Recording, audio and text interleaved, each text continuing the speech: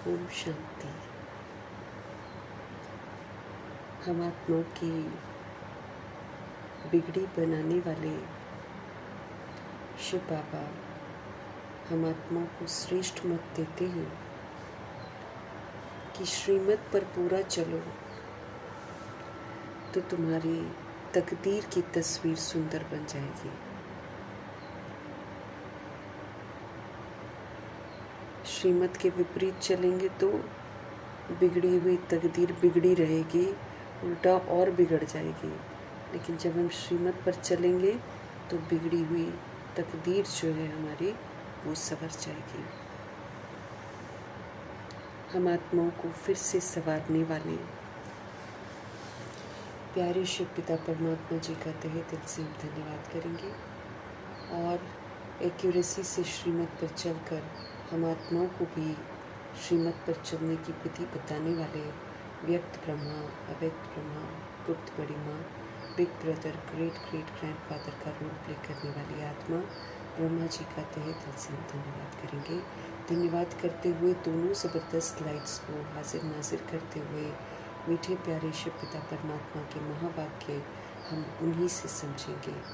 समझ जो हमको मिल रही है वो पूरी प्रकृति में फैले, वायुमंडल में फैले, तत्वों में फैले। दिल से हम सब दुआ करेंगे। मीठे बाबा की मीठी समझ जो हम आत्माओं को मिल रही है वो यूनिवर्स में मौजूद सभी आत्मा भाइयों तक भी पहुँचे, ये भी दिल से हम सब दुआ करेंगे। उन आत्मा भाइयों के लिए पहुँचे जो इस समय वृद्ध शरीरों में हैं लेकिन लौकिक रिश्तों में ही उलझे हुए हैं। तमाम आत्माओं का बुद्धि का योग लौकिक से बाहर निकले और परमपिता परमात्मा जी के साथ लगे। दिल से दुआ करेंगे। उन आत्मा भाइयों के लिए समर्पित करेंगे जो हम आत्माओं के साथ नकारात्मकता से कनेक्टेड हैं। सभी आत्माएं जो हैं उनके जो मन की शिकवे शिकायत हैं वो दूर हों। आत्माएं जो हैं अब प्रभु से जुड़ें और उनका बुद्धि का योग हम आत्माओं से बिल्कुल हट जाएं। फिर उन आत्मा भाइयों के लिए समर्पित करेंगे जो इस समय हमारे साथ लौकिक में कनेक्टेड हैं। सभी रूहों का बुद्धि का योग हम आत्माओं से हटे और परमपिता परमात्मा जी के साथ लगे। दिल से दुआ करेंगे। उन आत्माओं के लिए समर्पित करेंगे जो रोज़ शरीर छोड़ रहे हैं, अचानक छोड़ रहे हैं।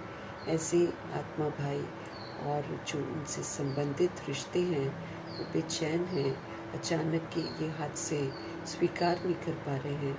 सभी रूहों तक बाबा की समझ पहुँचे और हर आत्मा का बुद्धि का योग परमात्मा से जुड़े ताकि उनको सत्य मालूम चले और उनके दुख दर्द दूर हो। दिल से हम सब दुआ करेंगे। उन आत्मा भाइयों के लिए हम समर्पित करेंगे जो इस समय गर्भ में प्रवेश करके हैं, हॉस्पिटल में पीड़ित हैं, घरों में पीड़ित अवस्था में हैं, प्राकृतिक आपदाओं की शिकार हो गई हैं, दैहिक हिंसाओं की शिकार हैं या फिर माया के प्रकोप के कारण अलबेली हो गई हैं या तंत्र मंत्र के कारण अलबेली हो गई हैं, वाम मार्ग में चली गई हैं, वाम मार्ग में जाने की तैयारियां कर रही हैं। उन आत्मा भाइयों के लिए समर्पित करेंगे जो कुमार कुमारियों के शरीरों में हैं, छोटे शरीरों में विराजमान हैं। सभी आत्मा भाइयों का बुद्धि का योग सत्य परमपिता परमात्मा जी के साथ लगे, ये हम सब दिल से दुआ करेंगे। उन आत्मा भाइयों के लिए समर्पित करेंगे जो अपनी संस्था बनाकर बैठे हैं, खुद भी गुमराह हैं, दूसरों को भी गुमराह कर रहे हैं। भिन्न भिन्न सत्ताओं के प्रति, भिन्न भिन्न वर्गों के प्रति, भिन्न भिन्न मठ पंथों के प्रति जो देह के धर्म के नाम पर और जातियों के नाम पर, भाषाओं के नाम पर, देश के नाम पर, राज्य के नाम पर एक दूसरे से बटी हुई हैं, नफ़रतों में सुलग रही हैं, ऐसी आत्माओं तक प्रभु जी की समझ पहुँचे, ये हम सब दिल से दुआ करेंगे। बाबा जी की मीठी मुरली की समझ उन आत्मा भाइयों तक पहुँचे जो इस समय वैश्याएँ बन गई हैं, गणिकाएँ बन गई हैं, जो उनसे ऐसे धंधे करवा रहे हैं। तमाम आत्मा भाइयों तक बाबा की समझ पहुँचे। फिर उन आत्मा भाइयों के लिए समझ पहुँचे जो यादव कौरव यवन बन गए हैं, जो भूत प्रेत आत्मा बनकर भटक रही हैं रूहें, जो तंत्र मंत्र रिद्धि सिद्धियों में उलझी हुई हैं आत्माएं। तमाम आत्माओं तक प्रभु जी की समझ पहुँचे। फिर उन आत्मा भाइयों तक पहुँचे जो इस दुनिया की भिन्न भिन्न जेलों में, काल कोठरियों में, काले पानी की सज़ाओं में अपना जीवन व्यतीत कर रहे हैं। ऐसी आत्माओं तक प्रभु जी की समझ पहुँचे ताकि उन आत्माओं की प्रीत जो है परमपिता परमात्मा से लग जाए और ऐसे खौफनाक जगहों पर रहते हुए भी वो मन से प्रसन्न हो जाएं, परमपिता परमात्मा से बुद्धि का योग लगाकर सभी रूहें पवित्र हो जाएं।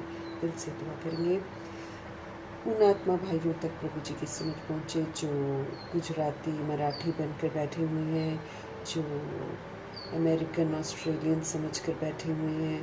देह के भान से और एरिया के भान से बटी हुई आत्माएं जो हैं अब जागृत हो जाएं, अपने आत्मा के स्वधर्म में लौटें। दिल से दुआ करेंगे। फिर बाबा की मुरली की समझ उन आत्माओं तक पहुँचे जो इस समय जानवरों से भी बदतर जीवन जी रहे हैं, अंग तस्करियाँ कर रहे हैं और ह्यूमंस की भी और जानवरों के भी अंग का व्यापार कर रहे हैं, और जो ह्यूमन फ्लैश एनिमल फ्लैश खा रहे हैं, तामसिक खान पान से जो आत्माएं गंदी होती चली जा रही हैं, तमो प्रधान बनती जा रही हैं, काम क्रोध लोभ मोह अहंकार के शिकार सभी रूहों तक बाबा की समझ पहुँचे। दिल से दुआ करेंगे जो साहूकारी के नशे में आकर धरती को तहस नहस कर रहे हैं, धरती की जो चीज़ें हैं उनको खराब कर रहे हैं, ऐसी आत्माओं तक, ऐसे इंडस्ट्रियलिस्ट तक बाबा की समझ पहुँचे और सबका दे अभिमान टूटे। फिल्म इंडस्ट्री की रूहें और जो सीरियल्स बनाते हैं, गंदे गीत बनाते हैं, इस समय वायुमंडल को जिन्होंने दे अभिमान से और देह की अश्लीलता से दूषित कर रखा है, सभी रूहों का मन जो है इन चीज़ों से हट जाए, सबको वैराग आए और सब प्रभु से जुड़े। दिल से हम सब दुआ करेंगे उन आत्मा भाइयों के लिए समर्पित करेंगे जो इस समय अंडरवर्ल्ड डॉन्स बनकर बैठे हुए हैं, जो तरह तरह के गैंगस्टर्स के ग्रुप में बटे हुए हैं, जो आतंकवादी बनकर बैठे हुए हैं, जो आत्माएं इस समय भिन्न भिन्न नशों में धुत हैं, ड्रग्स ले रही हैं, शराबें पी रही हैं, गुटखे खा रही हैं, सब आत्माएं अपने स्वधर्म में फिर से वापस आ जाएं, सब नशा मुक्त बन जाएं, सब फिर से पवित्र बन जाएं। दिल से हम सब दुआ करेंगे हमारे मीठे बाबा की मीठी समझ की खुशबू सब तरफ फैले और आत्माएं फिर से प्रभु की बन जाएं। दिल से दुआ करेंगे उन जगहों के लिए, उन लोगों के लिए बाबा की मुरली समर्पित करेंगे जहाँ पर अभी तक बाबा की समझ नहीं पहुँची है, और अगर पहुँचती है तो आत्माएं सुनने को तैयार नहीं है। ऐसी जगहों पर बाबा की समझ पहुँचेगी, हम सब दिल से दुआ करेंगे और अपने लिए भी दुआ करेंगे कि रोज़ की मुरली मुझ आत्मा का होमवर्क है। मैं आत्मा आत्मिक स्थिति में स्थित होकर एक एक बोल अपने लिए समझते हुए उसको धारण करते जाएं और होमवर्क को पूरा करके अपने आप को सज़ाओं से मुक्त करें। दिल से हम सब अपने लिए भी दुआ करेंगे। इन्हीं दुआओं के साथ हम देखेंगे आज हमारे प्यारे प्यारे शिव पिता परमात्मा हम आत्मा को किस विधि से बिगड़ी को बनाने की मत देते हैं। मीठे मीठे बाबा बोले, मीठे बच्चे अपने स्वधर्म में स्थित होकर आपस में प्यार से एक दो को ओम शांति कहो। ये भी एक दो को रिगार्ड देना है। ओम शांति, अ रिमाइंडर कि हम सभी निराकार आत्माएं हैं, हमारा स्वधर्म शांति है, हम आत्माएं शांति धाम की रहने वाली हैं और हमारे पिताजी शांति के सागर हैं। इस स्मृति में, इस स्वधर्म में हमको टिके रहना है और इस स्वधर्म में टिकते हुए आत्मिक प्यार के साथ दूसरी आत्मा को या एक दो को ओम शांति कहना है। ये एक दो को रिगार्ड देना है। ऐसे हम एक दो को रिगार्ड देते प्यार से ओम शांति कहना। हम सभी रूहें हैं, हम सभी शांत स्वरूप हैं, हम सभी शांति के सागर शिव बाबा की संतान हैं और हम शांति धाम परम धाम की रहने वाली आत्मा हैं। और हम सभी हैं ऐसे, भले अभी देह के भान में कोई भी रोल हम प्ले कर रहे हों, लेकिन असल में वास्तविकता तो बिंदी ही है। हम सभी निराकार आत्माएं हैं। बाबा कहते प्यार से, आत्मिक प्यार से ओम शांति किसी को कहना, मना, एक दो को रिकॉर्ड देना, रिस्पेक्ट देना। प्रश्न है,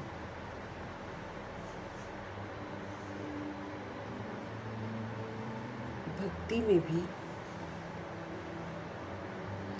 भगवान को भोग लगाते हैं। यहाँ तुम बच्चे भी भोग लगाते हो। ये रस्म क्यों है? उत्तर है क्योंकि ये भी उनका रिगार्ड रखना है। वो उनको खाने को देते हैं, उन्हीं की बदौलत तो हम खा रहे हैं।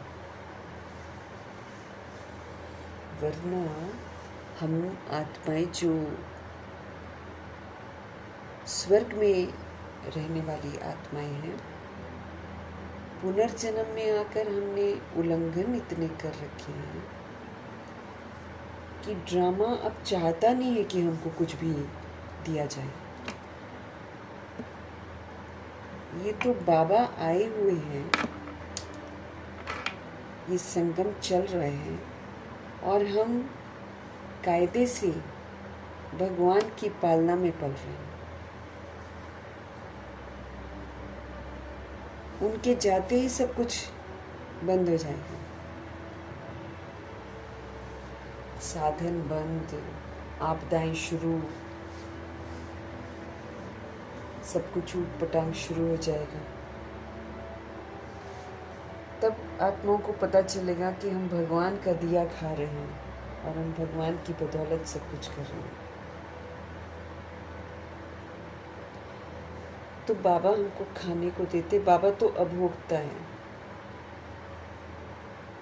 लेकिन भोग लगाते हैं कि रिगार्ड रखते हैं ना, पहले हमारा बाबा, क्योंकि वही हमारा बच्चा है, वही हमारा साजन है, वही हमारा दोस्त है, वही हमारा माता पिता है। तो हम खुद खा ले फटाफट, अच्छा नहीं लगता है। तो भोग लगाना भी रिगार्ड रखना है।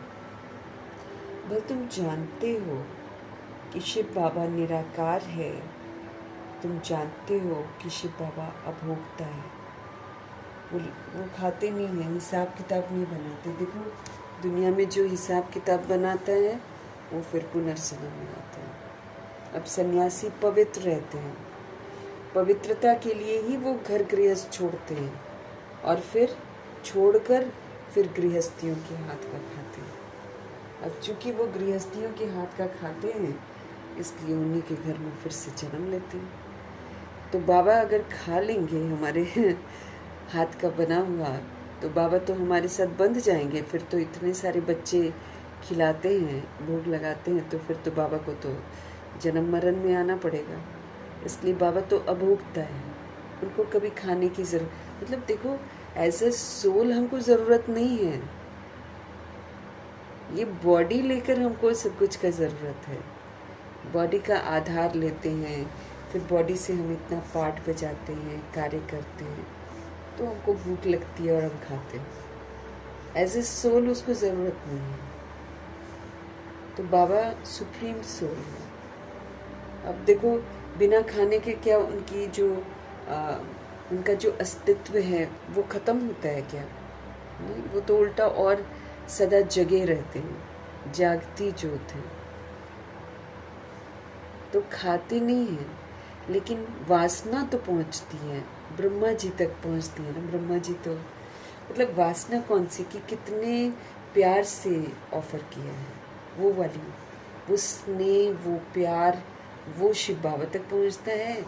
और जो भोग लगाते, जैसे अव्यक्त बाप दादा को लगाते थे, तो वो तो फिर ब्रह्मा जी स्वीकार करते हैं। और देखो कितना थोड़ा थोड़ा लेते हैं।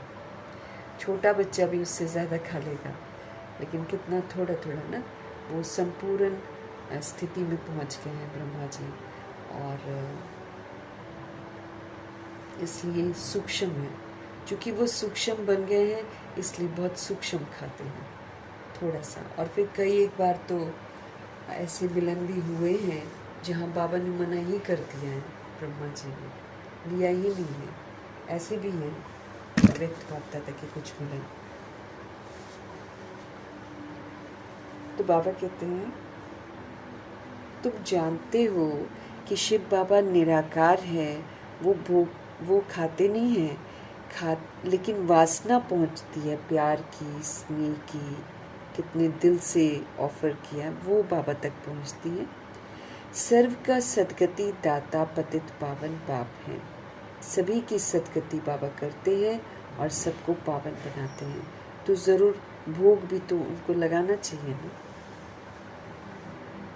ये हमारा मन का रिगार्ड है कि, और वैसे भी शुद्धिकरण होता है, भोजन का शुद्धिकरण होता है।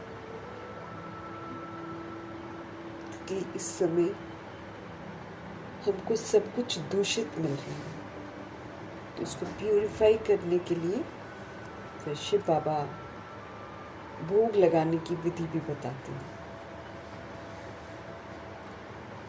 तो भक्ति में भी कई लोग, सब तो नहीं, भक्ति में भी कई लोग भगवान को भोग लगाते हैं, और हम सभी रूहें भी बाबा का बनकर भोग लगाते हैं। ये जो रस्म है ये क्यों है? क्योंकि यहाँ पर रस्म चलती है ना, यही तो फिर यादगार में चलती है। वो नहीं, भगत नहीं शुरू करते हैं, पहले हम करते हैं, फिर वो लोग फॉलो करते हैं। भल तुम जानते हो शिव बाबा निराकार है, वो अभोक्ता है, खाते नहीं हैं, लेकिन उनका रिगार्ड रखते हैं कि जो चीज़ हमको मिल रही है वो सबसे पहले हमारे बाबा के लिए है। खाते नहीं है बाबा, लेकिन हमारे स्नेह और प्यार की जो वासना है वो उन तक पहुंचती है, और बाबा सभी रूहों के सदगति दाता हैं, स्वर्ग का वर्षा देते हैं। वो पतित पावन बाप हैं, तो भोग भी तो उनको लगाना चाहिए। गीत है हमारे तीर्थ न्यारे हैं। हमको कहीं इधर उधर ऐसा जाना नहीं पड़ता, धक्के नहीं खाने पड़ते। याद की यात्रा में भी रहना एक बहुत बड़ा तीर्थ है। बाकी हम फिर मधुबन जाते हैं, तो बाबा कहते हैं हमारे तीर्थ न्यारे हैं। ओम शांति। बच्चों की दिल में भी उठा ओम शांति। जैसे किसी को नमस्ते कहा जाता है, तो वो भी रिटर्न में कहते हैं नमस्ते। यहाँ बाप ने कहा ओम शांति, हमको याद दिला रहे हैं ना कि हम शांत स्वरूप आत्मा हैं। बार बार हमको याद रखना भी है, और फिर बाबा हमको याद भी दिलाते हैं कि असल में हम शांति धाम की रहने वाली आत्माएं बहुत शांत स्वरूप हैं। हम आत्माएं जब परम धाम में हैं, तो नीचे का कोलाहल जो है वो वहाँ पर पहुँच नहीं सकता। नीचे की कोई भी चीज़ डिस्टर्ब नहीं कर सकती। इसलिए हमको अभी बॉडी में रहते हुए ऊंची स्थिति में स्थित रहने की समझ देते हैं, ताकि हम निराकारी स्थिति में रहें। तो ये जो रावण राज्य का प्रकोप है या कोलाहल है, वो हमको डिस्टर्ब न करे, वो हमारी शांति को भंग न करे। इसलिए रहना यहीं पर है, कोलाहल के बीच में रहना है, लेकिन स्थिति मेरी शांति वाली हो, स्थिति मेरी परम धाम वाली हो, या फिर अव्यक्त वतन की हो, ताकि नीचे कुछ भी कोई करे उसका प्रभाव मेरे पर ना पड़े, और मैं आत्मा सभी को अपने स्वधर्म का सहयोग देती रहूं।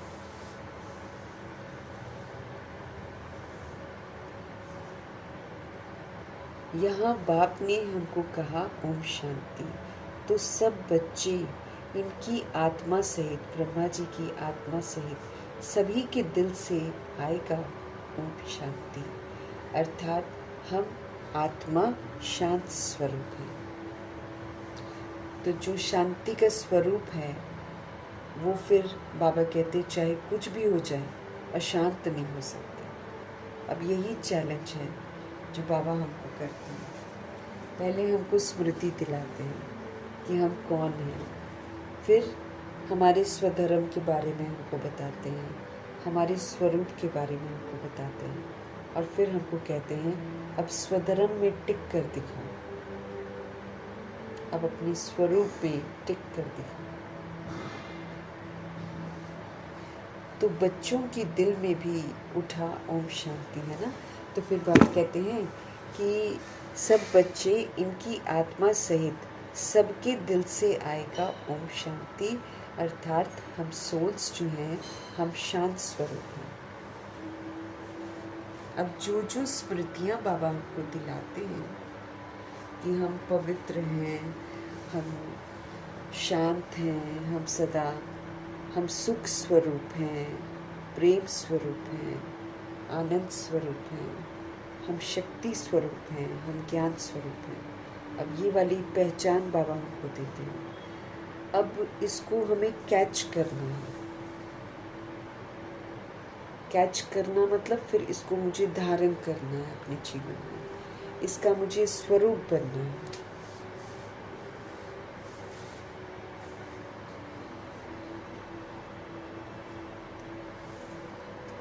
प्रूफ देना है। इसलिए बाबा बोलते हैं कोई नहीं बदलेगा, न लोग बदलेंगे, न परिस्थितियाँ बदलेंगी, आपको बदलना पड़ेगा। आपको समझ में लिया ना कि आप कौन हो, तो अब आप प्रूव करो कि आप एक सोल हो और आप परमात्मा के बच्चे हो। अब आप हर सिचुएशन में शांत रहकर दिखाओ, पवित्र रहकर दिखाओ, सदा सुखी रहकर दिखाओ, सदा आनंदित रहकर दिखाओ, सदा प्रेम स्वरूप होकर दिखाओ, सदा शक्तिशाली होकर दिखाओ। विस्तार को सार करो, समेटो, समाओ, सारी शक्तियों को यूज़ करो, करके दिखाओ। और ज्ञान भी हमको मिलता है, तो बाबा कहते हैं ज्ञान का स्वरूप बनकर दिखाओ, मतलब अब समझ का पाठ बजाकर दिखाओ।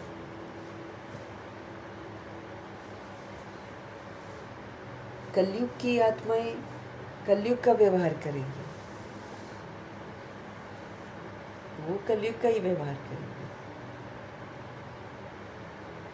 लेकिन आप अपने स्वधर्म का व्यवहार करो। जैसे उस दिन हम लोगों ने पढ़ा था ना, बाबा सार क्या बताते हैं कि इस दुनिया में मौजूद सभी आत्माएं सतोगुणी आत्माएं हैं, परम धाम से आई हुई हैं।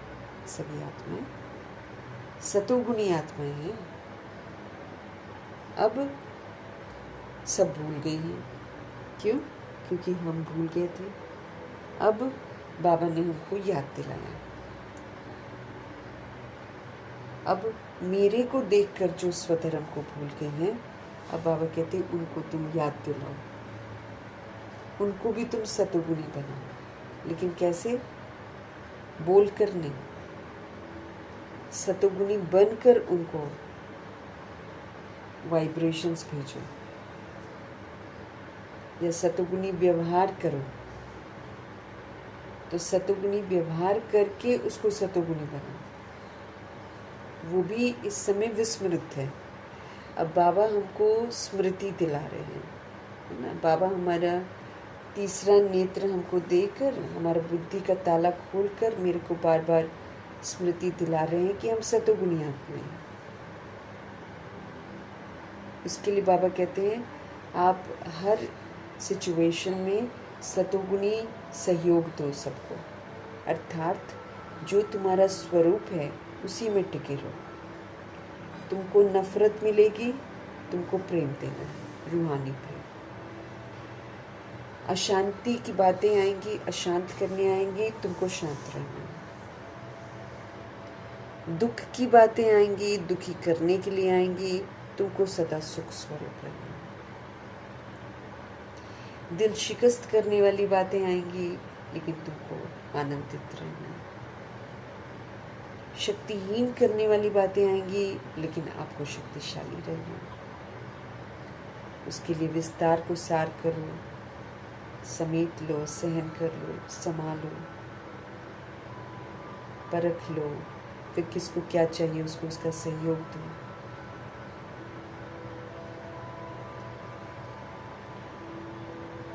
बुराइयों का सामना करो। ऐसा वाला जब हम प्रैक्टिकल में व्यवहार करेंगे तो दूसरी सोल को मेरे से क्या वाइब्स मिलेगा? सुख का, पवित्रता का, शांति का, प्रेम का। आज नहीं तो कल वो रूप बदल जाएगी। ऐसे हमको सतगुणी बनाना है। पहले हम लोग सोचते थे कि बाबा जो हमको बता रहे हैं वो हम दूसरों को बताएंगे, और फिर दूसरों को बताएंगे और दूसरे बदल जाएंगे। वो तो नहीं बदलेंगे। सुनने से तो वो कभी भी नहीं बदलेंगे, लेकिन जब हम अपने स्वरूप में टिक जाएंगे और मन वचन कर्म से उनको सहयोग देंगे, तब जाकर वो आत्मा में परिवर्तन आ जाएगा, वो भी सतोगुणी बन जाएंगे। बहुत बड़ी हम पर जिम्मेवारी है, क्योंकि सभी द्वापर युग और कलयुग की सोल्स हम लोगों को देखकर बिगड़ी हैं।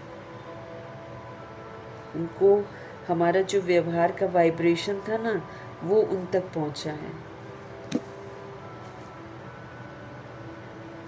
इसलिए वो लोग ऐसे हो गए। तो फिर अब मेरी जवाबदारी हो गई ना। तभी तो हमको 1 का 100 गुना, 1 का 1000 गुना, 1 का लाख गुना दंड है। अभी भी अगर हम विस्मृत हो जाते हैं तो हमको 1 का 100 गुना, 1000 गुना, क्योंकि फिर मैंने आत्माओं को परिवर्तन करने में मदद नहीं करी ना, तो फिर मेरे को सजा मिलती है। परिवर्तन करने की शक्ति को यूज करना है।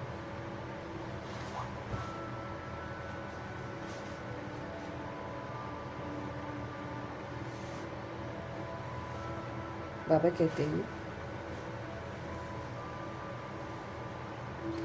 तो सब बच्चे इनकी आत्मा सहित, मतलब ब्रह्मा जी की आत्मा सहित सबके दिल से आएगा ओम शांति, अर्थात हम आत्मा शांत स्वरूप हैं। जैसे ब्रह्मा जी पिलर बन गए थे शांति के, कोई कितना भी खराब बात बोले, उन्होंने सब के लिए दुआएं करी कि सब ठीक हो जाएगा, सब अच्छे हैं। किसी को उल्टा कुछ नहीं बोला और न किसी की बात को अंदर लेकर गए, न दुखी हुए, न दुख लौटाया। बद से बदतर बात कही गई है उनको, लेकिन उन्होंने कभी भी किसी भी सोल की बात का बुरा नहीं माना। हम तो छोटी छोटी बातों में बुरा मान जाते हैं।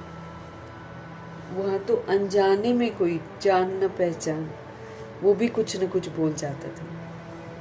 पूरा वर्ल्ड ही तो अगेंस्ट हो गया था उनके, लेकिन वो कैसे रहे? कभी भी अशांत नहीं हुए, पीसफुल रहे और अपनी पीस का सहयोग दिया सबको। ऐसे बाबा हमको भी बोल रहे हैं, आप भी शांति का सहयोग दो सबको, कोई भले आपको कुछ भी करे।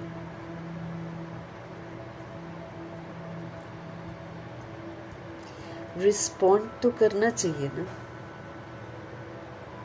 ओम शांति का अर्थ है हम आत्मा शांत स्वरूप हैं।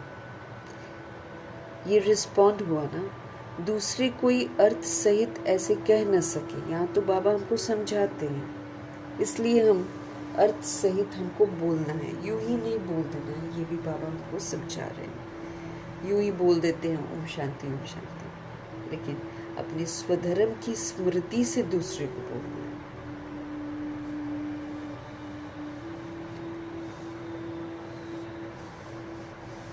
बाबा कहते दूसरा कोई जिसको मालूम नहीं है वो अर्थ सहित ऐसे कह न सके। बाप ज्ञान सूर्य भी कहते हैं ओम शांति। शिव बाबा हमको ओम शांति कहते हैं, हमको याद दिला रहे हैं ताकि हम स्वधर्म में टिके रहें। बाबा कहते हैं शांत हो जाओ, जो हुआ सो हुआ, शांत हो जाओ। हम जितनी भी रूहें हैं एक दूसरे के साथ हिसाब किताब सेटल करने के निमित्त बनती हैं, इसलिए सबका ही धन्यवाद करना। कोई ना कोई हमने गलतियां करी हुई हैं 63 जन्मों में, तो उसको कैसे चुकतू कराएंगे? तो कोई ना कोई आत्मा निमित्त बनती है जो फिर हमसे चुकतू करवाती है। बाप ज्ञान सूर्य भी कहते हैं ओम शांति, ज्ञान चंद्रमा भी कहते हैं ओम शांति, ब्रह्मा जी भी कहते हैं ओम शांति।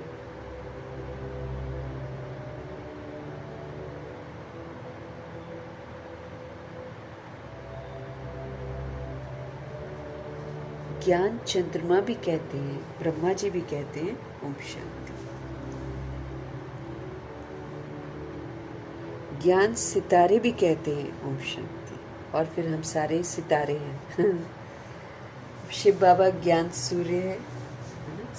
सन हमेशा राउंड ही रहता है। फिर ब्रह्मा जी ज्ञान चंद्रमा है ना?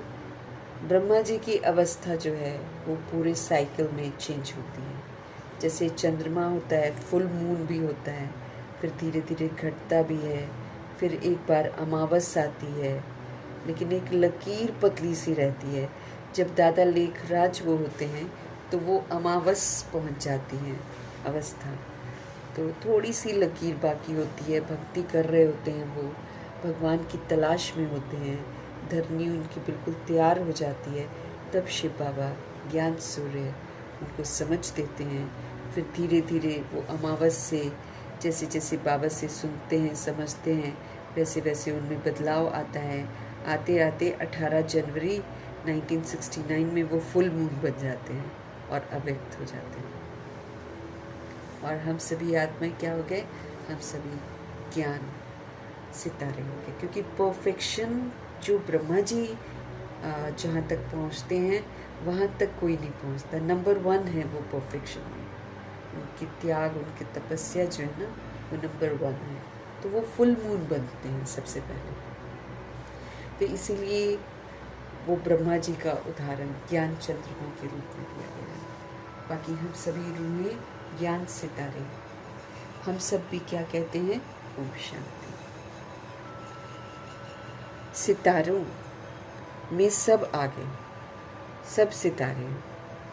आप देखेंगे जैसे बाबा बोलते हैं कि ये जो मांडवे की बत्तियां हैं, सूरज और चंद्रमा, तो उस चंद्रमा के पास एक सितारा होता है, उसको बोलते हैं, वो बहुत ब्राइट होता है, बहुत चमकता है। क्योंकि सितारे भी देखो जितने ऊपर दिखाई देते हैं, सबकी चमक अलग अलग है, सबकी अलग है। नाम भी कईयों के अलग अलग, सितारों के नाम भी हैं। तो उसमें सबसे ज़्यादा चमक जो सितारे की है वो है मातेश्वर। और अक्सर देखते हैं कि जब चंद्रमा होता है ना, तो उसके आसपास वो सितारा होता है। तो परफेक्शन में तो मम्मा भी पहुंचती है ना। और लेकिन फिर भी ज्ञान चंद्रमा एक ब्रह्मा जी को कहा जाता है।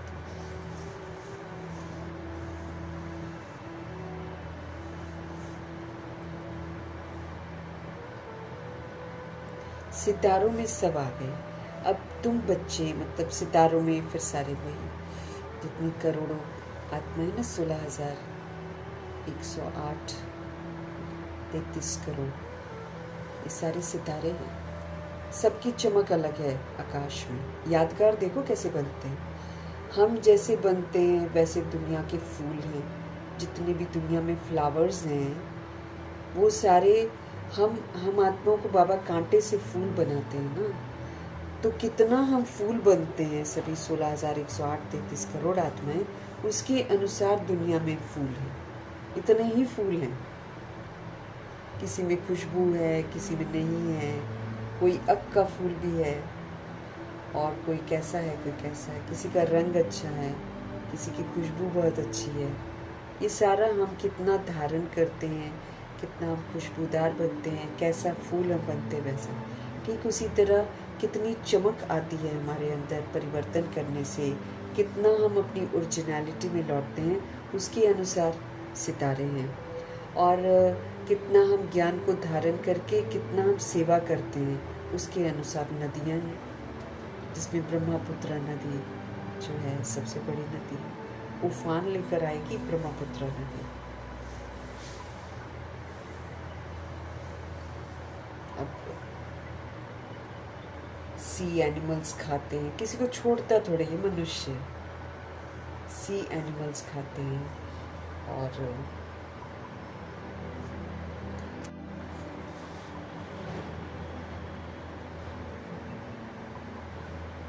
बाबा कहते हैं सितारों में सभी आ जाते हैं। अब तुम बच्चों को अपने स्वधर्म का पता लगा है कि हम शांत स्वरूप हैं। अब बाबा देखेंगे कि हम कितना उनका कहना मानते हैं। कितना हम 63 जन्म के जो स्वधर्म के विपरीत हमने कर्म किया है उसको हम कितना छोड़ते हैं, बाबा का कितना आज्ञाकारी बनते हैं, उसके अनुसार फिर हमको मार्क्स मिलेंगे ना। इस अशांत दुनिया में हमको शांत रहना है और शांति का स्टॉक जमा करना है। रोज बातें अशांत करने वाली आएंगी, लेकिन मुझे ये स्मृति में रखना है कि इसी में मुझे शांत रहकर शांति का स्टॉक जमा करना है, क्योंकि इसकी बड़ी ज़रूरत पड़ने वाली है अंत में। इतना कोलाहल देखकर, हाहाकार देखकर शांत रहकर शांति का सहयोग रूहों को देना है। तो मेरे पास शांति की ताकत जमा होगी, तभी तो हम शांत रहेंगे और शांति का सहयोग देंगे। इसलिए क्या होता है कि अभी कोई अशांत करता है ना, तो हम दुखी होते हैं कि ये हमको अशांत करते हैं, लेकिन एक्चुअली हम समझ नहीं पाते हैं कि हमको एक्चुअली वो मदद कर रहा है ताकि हम शांत रहें और शांति का स्टॉक अपना जमा करें। सब कुछ कल्याणकारी है बाबा कहते हैं, और शांति का सहयोग देना पड़ेगा। तो मेरे पास बाबा क्या बोलते, तुम शांति का कुंड बन जाओ, तुम शांति देवा बन जाओ। क्यों बोलते हैं? ताकि हाहाकार के समय कोई भी हाहाकार मुझे अशांत न करे, बल्कि मैं आत्मा सभी को शांत रहकर शांति का सहयोग दूं।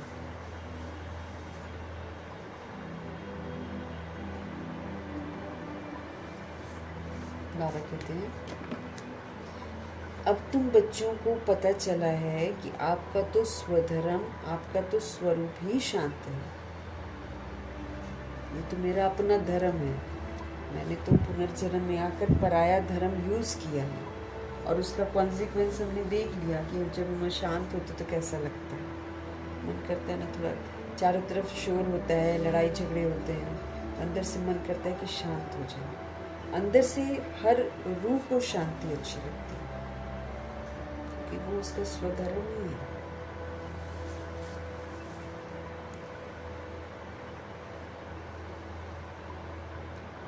अब तुमको पता चला है कि हमारा स्वधर्म जो है वो शांत है, और हम शांति धाम के रहने वाले हैं।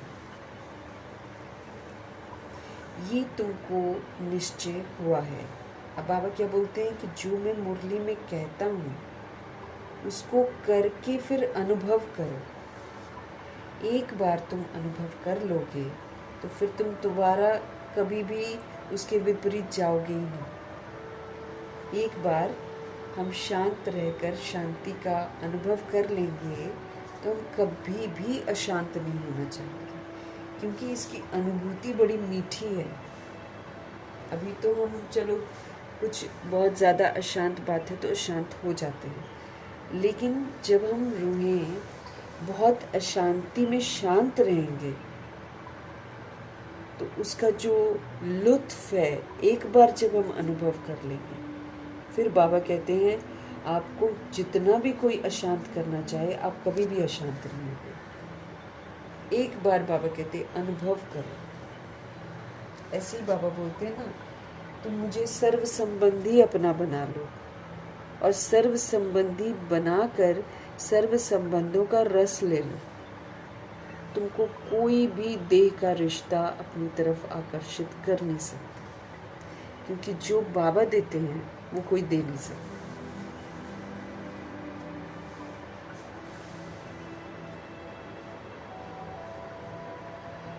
ये तुमको निश्चय हुआ है कि तुम शांत स्वरूप हो और तुम शांति धाम के रहने वाले हो। अच्छी रीति से तुम आत्मा को जानते हो। अब तुम अच्छी रीति से जानते हो कि आत्मा कौन होती है। बरोबर कहा भी जाता है, महान आत्मा, पाप आत्मा, आत्मा ही बनती है।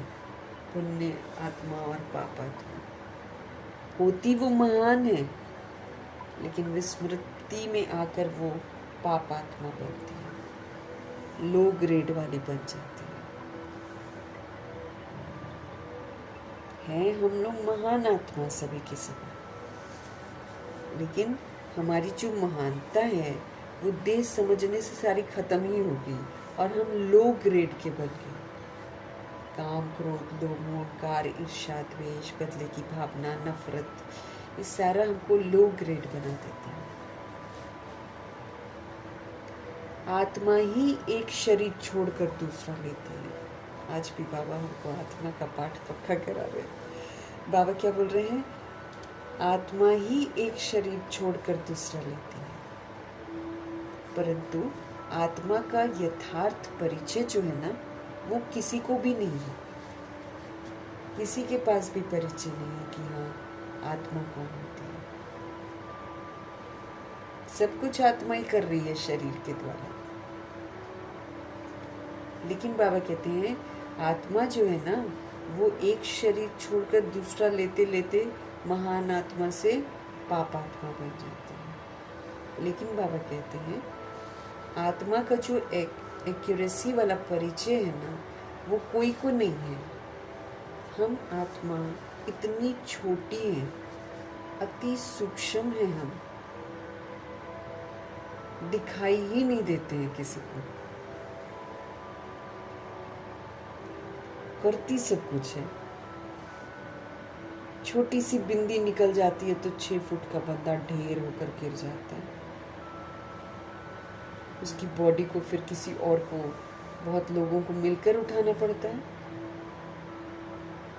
एक छोटी सी बिंदी के ताकत से शरीर चलता है।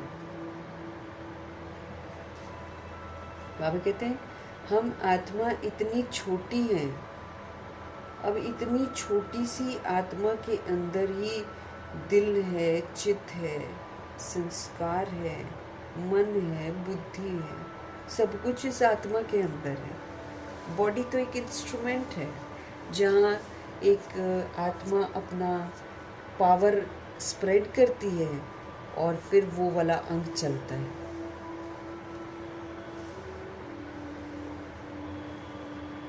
अब कह देते किसी की किडनी फेल हो जाती है, किसी का लिवर खराब हो जाता है। ये आत्मा जो देह अभिमान में आकर खाती पीती है और फिर जो चिंता करने लग जाती है, जो ईर्ष्या, द्वेष, अलबेलापन, सुस्ती वाली जो अपने अंदर में अवगुण धारण कर लेती है और दूसरों के अवगुण देखती है, इससे बीमारियां, इससे हमारे अंग फेल होते हैं।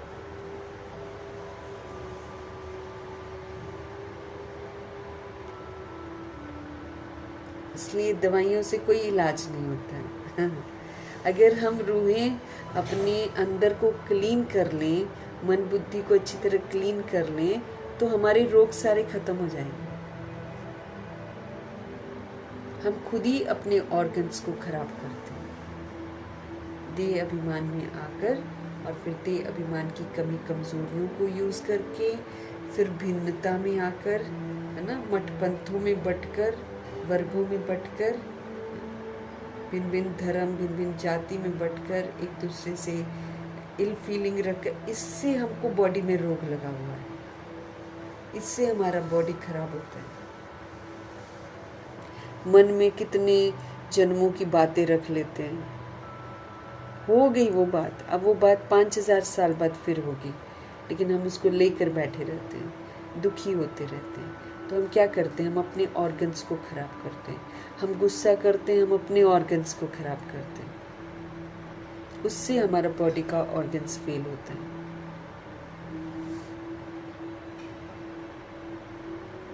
इसलिए बाबा बोलते हैं ना, तुम अपने दुखों का कारण तुम ही हो और तुम ही निवारण हो। हिसाब किताब हम बनाते हैं।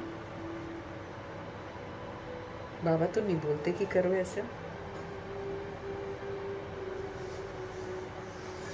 तो हम आत्मा इतनी छोटी है कि जब हम शरीर में प्रवेश करते हैं, और जिसके शरीर में प्रवेश करते हैं उसको भी नहीं पता चलता है।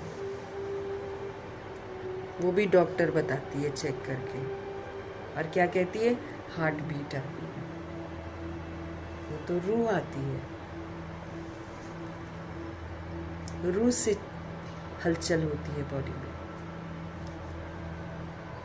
और जब छोड़ती है तब भी सामने व्यक्ति होता है, निकलते समय किसी को दिखाई थोड़ी देती है, और फिर वहीं पर मौजूद होती है, किसी को दिखाई थोड़ी देती है। अति सूक्ष्म। 84 जन्मों का पाठ बजाते हैं। अब ब्रह्मा जी की जो आत्मा है वो भी तो छोटी सी है, अब उसमें 84 जन्म की रिकॉर्डिंग है। तो सोचो, जितनी चीज सटल होती है, सूक्ष्म होती है, उतनी वो पावरफुल होती है, और जितना वो विस्तार में जाती है उतना वो शक्तिहीन होती है।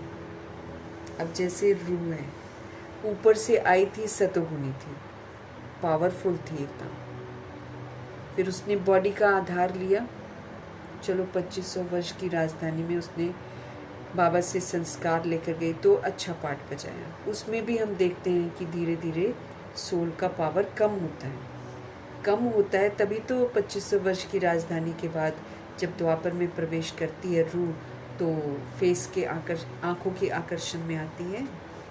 ताकत कम हुई है तब ना, ताकत सोल में आ जाएगी ना, वो कहीं भी आकर्षित नहीं होगा। एक पावरफुल सोल की पहचान है कि वो किसी भी चीज़ से प्रभावित नहीं होती है। लेकिन देखो, हम लोग जैसे जैसे विस्तार करते हैं, अब पहले एक बच्चा होता है, वो भी योग बल से आता है नीचे सतयुग में, लेकिन द्वापर युग से फिर मंत्रा सिस्टम होता है, मंत्र से आता है, फिर धीरे धीरे विकारों में जाना शुरू हो जाते हैं, तो फिर कलयुग तो सारा विकारी उत्पत्ति है। तो आप देखो रिश्ते कितने बढ़ते चले जाते हैं। पहले स्मॉल फैमिली था, मदर फादर बच्चा, है ना। आज कलयुग में ममेरी सास, चचेरी सास, इतना विस्तार हो गया, भांजा भांजी, भतीजा भतीजी, है ना। इतने सारे कज़न हो गए हैं आजकल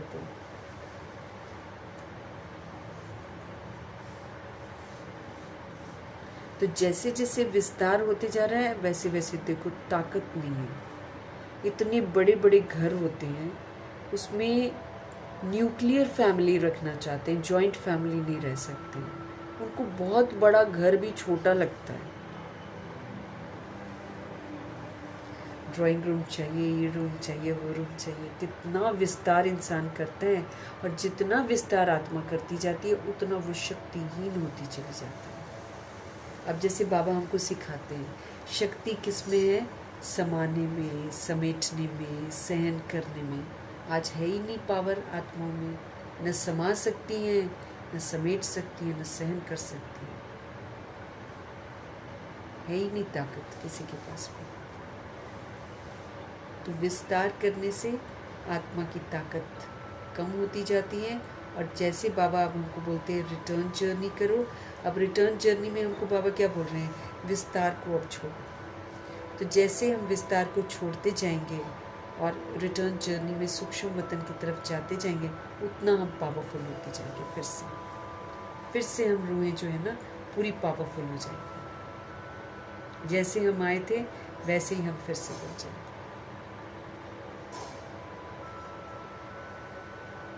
उसके लिए हमको बड़ा सटल होना पड़ेगा, क्योंकि सटल सोल जो है वही पावरफुल है। जितना हम सूक्ष्म होते जाएंगे उतना हम शक्तिशाली होते जाएंगे, फरिश्ता बन जाएंगे, उड़ जाएंगे हम ऊपर। और जितना विस्तार करेंगे, जितना बॉडी के भान में रहेंगे, उतना हम भारी रहेंगे, उतना नीचे ही रहेंगे, उड़ नहीं पाएंगे, बोझिल होते रहेंगे, खुश नहीं रहेंगे। अधीनता कभी आत्मा को खुश नहीं करती है। आत्मा स्वतंत्र है, उसका जो है ना अपना ओरिजिनलिटी जो है वो स्वतंत्रता की है, वो स्वतंत्र धाम में रहने वाली आत्मा है। उसमें कहीं भी जो है अधीनता नहीं होती है।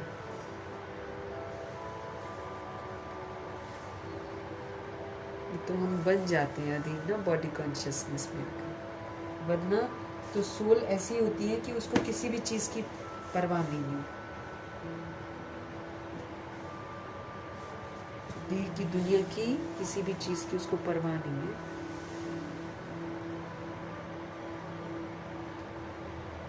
चौरासी जन्मों का पाठ बजाते हैं। ये न तुमको पता था और न और कोई जानते थे। हमको तो नहीं पता था, किसी को भी नहीं पता था।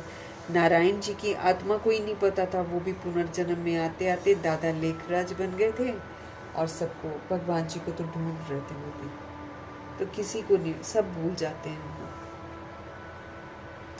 तो ये न तुमको पता था न और कोई जानते हैं, अभी तुम बच्चे सम्मुख बैठे हो, बाप को अपना तुम बनाते हो। बच्चे बाप को अपना बनाते हैं किस लिए? वर्षा पाने के लिए।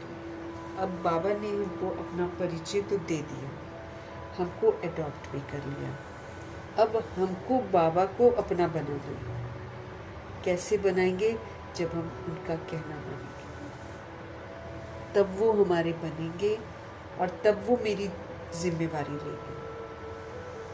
अदरवाइज नहीं। हम मुरली पढ़कर सोचेंगे कि भगवान मेरे को बचाएगा, तो हम बहुत बड़ी गलतफहमी। जब तक हम बाबा के कहे अनुसार, जो मुरली में इतनी मेहनत बाबा हमारे लिए कर रहे हैं, जब तक हम यहाँ पर बाबा का कहना मानकर आज्ञाकारी नहीं बनेंगे, फरमानों को नहीं मानेंगे, एक बाप दूसरा न कोई की वफादारी नहीं दिखाएंगे और ईमानदार नहीं रहेंगे, तो हम बाबा को अपना थोड़ी बना सकते हैं।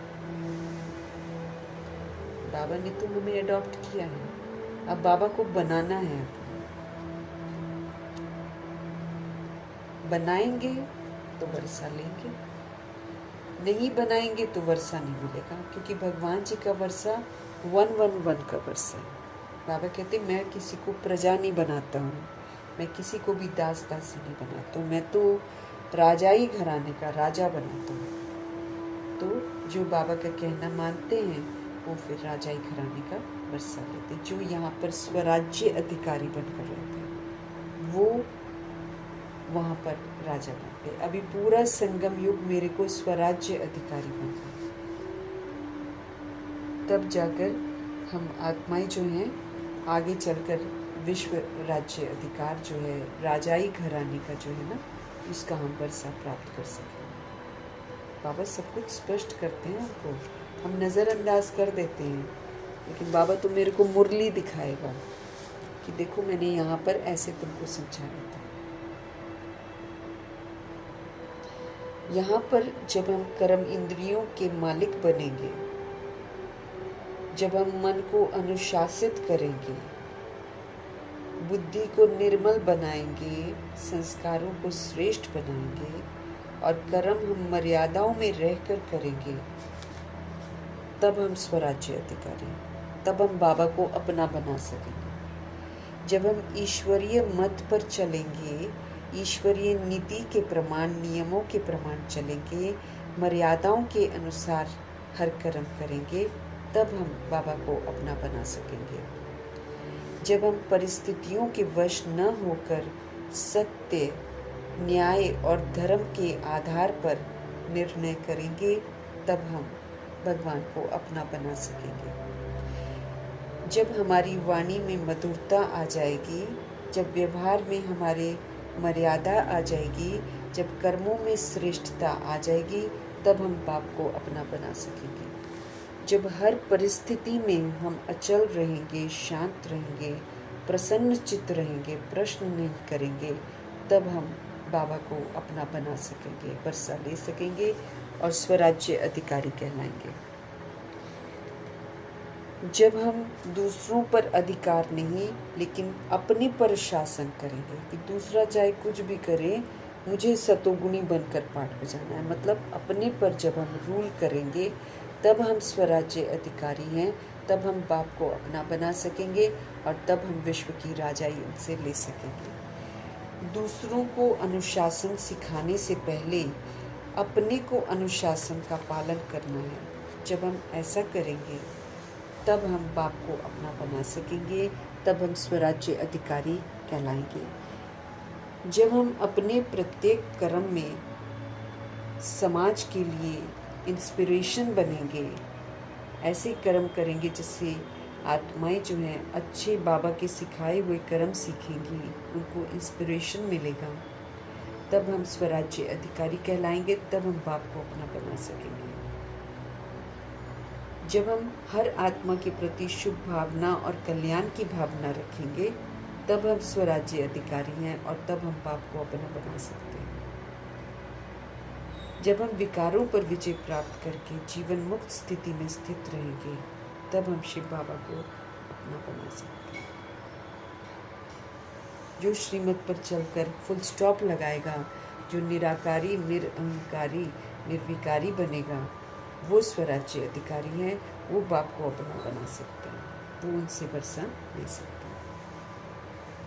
ऐसे बाबा को हमको अपना बनाना है। ऐसे थोड़ी बाबा मेरा बन जाएगा। मैं मेरा बाबा बोलती रहूँगी तो वो मेरा थोड़ी हो जाएगा। जब मैं उनका कहना मानूंगी तब वो मेरा होगा। तुम बच्चे जानते हो, हम आत्माओं का बेहद का बाप इस ब्रह्मा तन में आया है। ब्रह्मा तन में आकर आदि सनातन देवी देवता धर्म की वो स्थापना करते हैं।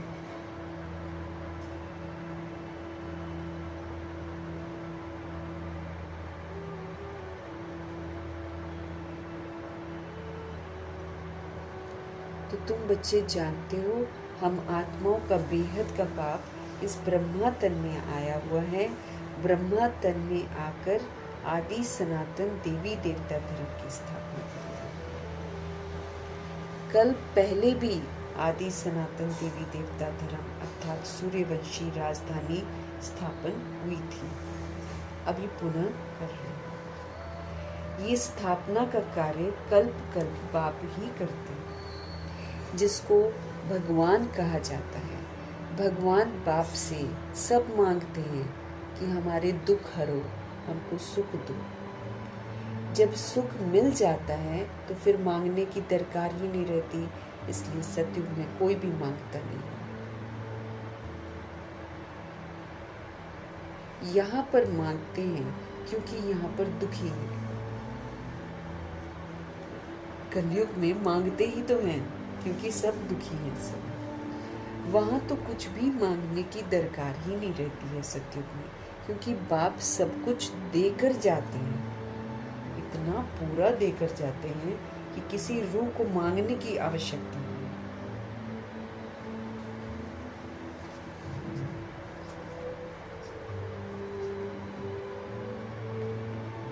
इसलिए सतयुग में कोई भी बाप को याद नहीं करता।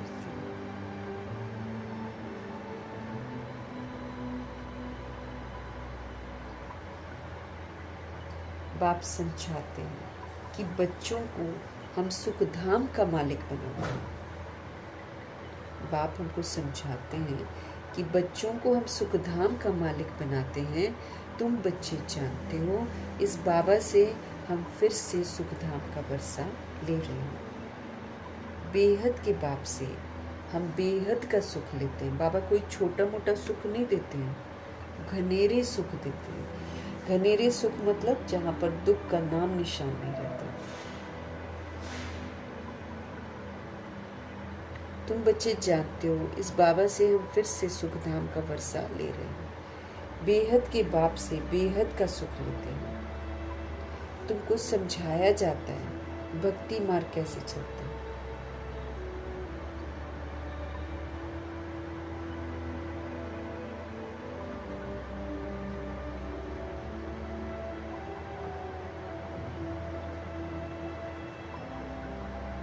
बेहद के बाप से बेहद का सुख लेते हैं। तुमको समझाया जाता है कि भक्ति मार्ग कैसे चलता है।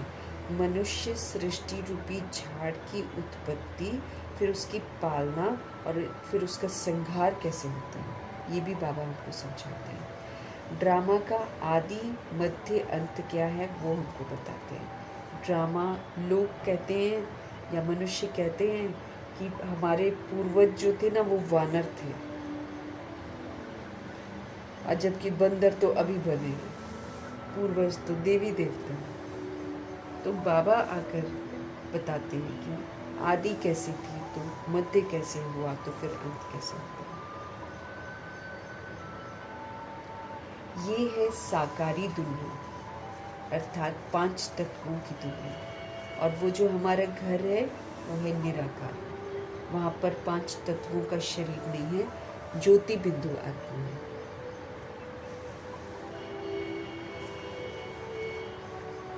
तो ये साकारी दुनिया है और वो निराकारी दुनिया है।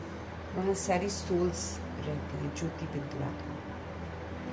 बच्चे समझ गए हैं कि हमने पूरा आधा कल्प भक्ति की, अब कलयुग का अंत है। वर्षा हमको मिलता ही है कब? संकट पर। ये बच्चों को अच्छी रीति समझनी चाहिए। अभी हम संगम पर हैं, ये तुम बच्चे ही समझते हो, दूसरा कोई समझेगा ही नहीं कि संगम क्या होता है। जब तक परिचय नहीं देंगे उनको समझ नहीं आएगा। तो जरूर संगम युग आता है, जबकि पुरानी दुनिया बदल नहीं होती। ये सारी पुरानी दुनिया है। इस समय दुनिया पूरी की पूरी पुरानी है। इसको आयरन एज कहा जाता है। ये कोई सतयुग थोड़ी है। तो पुरानी होगी ये दुनिया। 5000 वर्ष का ड्रामा संपन्न होने वाला है। इतनी पुरानी होगी ये दुनिया। इनको आयरन एज कहा जाता है। ये भी तुम जानते हो, पहले पहले सारी दुनिया पर एक ही धर्म होता था। नई दुनिया में भारत खंड ही सिर्फ होता है और कोई खंड होता ही नहीं है।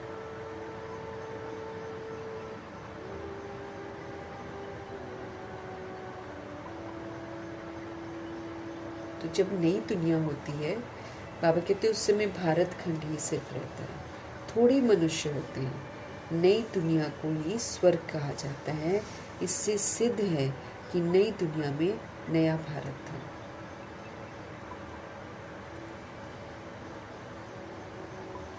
अब पुरानी दुनिया में पुराना भारत है। गांधी जी कहते थे, नई दुनिया नया भारत हो, नई दिल्ली। अब नव भारत व नई दिल्ली तो है नहीं। हालांकि यहाँ पर न्यू दिल्ली बोलते हैं, old Delhi and new Delhi, लेकिन न्यू दिल्ली तो है ही नहीं है। दिल्ली और नई है ही नहीं, ये तो सबसे पुरानी है। बाबा कहते जब नव भारत होता है ना, तो इन लक्ष्मी नारायण का राज्य होता है। अभी उसी भारत पर रावण का राज्य है। कह रहे हैं नव भारत में तो इन लक्ष्मी नारायण का राज्य था। अभी उसी भारत पर रावण का राज्य, दे अभिमान रूल कर रहा है, विकार रूल कर रहे हैं। सारा भारत जो है वो शोक वाटिका में है। ये भी लिखना चाहिए, नई दिल्ली, नई दुनिया नई दिल्ली, नई दुनिया नई दिल्ली। फलाने समय से फलाने समय तक इनका राज्य। तो बाबा कहते लिखना चाहिए नई दुनिया नई दिल्ली, फलाने समय से फलाने समय तक इनका राज्य। ये समझा भी नहीं सकता जो नई दुनिया बनाने वाला है। ये समझा भी वही सकता है जो नई दुनिया बनाता है, बाकी और कोई नहीं समझा सकता। समझा भी वही सकता है जो नई दुनिया बनाने वाला, और नई दुनिया बनाने की ताकत किसमें है? शिव बाबा में। ब्रह्मा द्वारा नई दुनिया स्वर्ग स्थापन करते हैं, जिस स्वर्ग का वर्षा लेने के लिए तुम आते हो। ब्रह्मा द्वारा नई दुनिया स्वर्ग स्थापन करते हो, जिस स्वर्ग का वर्षा लेने के लिए तुम फिर आते हो।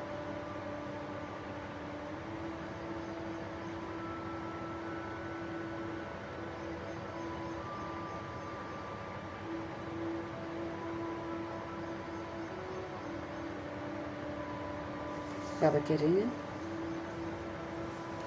ये समझा भी वही सकता है जो नई दुनिया बनाने वाला है। ब्रह्मा द्वारा नई दुनिया स्वर्ग स्थापन करते हैं शिव बाबा, जिस स्वर्ग का वर्षा लेने के लिए हम सभी बाबा के पास आते हैं। बाप तुमको युक्तियां बतलाते हैं, पुरुषार्थ कराते हैं, करना तो मुझे पड़ेगा। बाबा युक्ति बतलाएगा, बैठे बिठाए बना बनाया कुछ नहीं मिलेगा।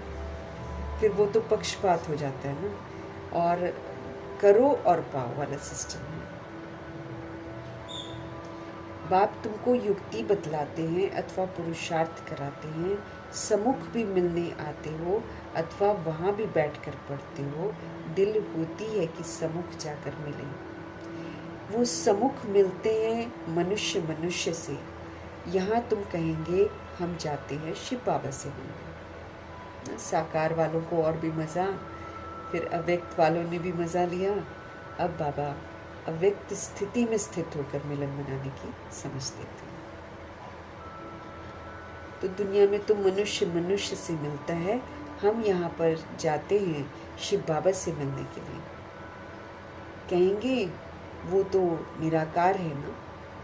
हम आत्मा भी निराकार है, हम भी यहाँ पाठ बजाने आते हैं ना। जिनका नाम है वो ज़रूर पाठधारी भी है। भगवान का भी नाम है ना।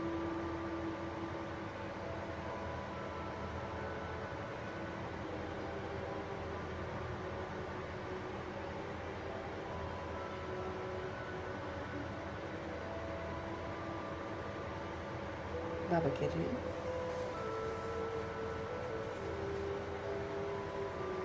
कहेंगे वो तो निराकार है ना, हम आत्मा भी निराकार है, हम भी यहाँ पाठ बजाने आते हैं ना। तो जिनका नाम है वो ज़रूर पाठधारी भी हैं। भगवान का भी नाम है, उनको निराकार शिव कहते हैं। निराकार शिव को ही भगवान कहते हैं, और किसको भगवान नहीं कहेंगे। भगवान निराकार ही गाया हुआ है, उनकी पूजा होती है, आत्माओं की भी पूजा होती है। रुद्र यज्ञ रचती है ना, तो वो मिट्टी के शालिग्राम बनाते हैं। पत्थर का बनाओ,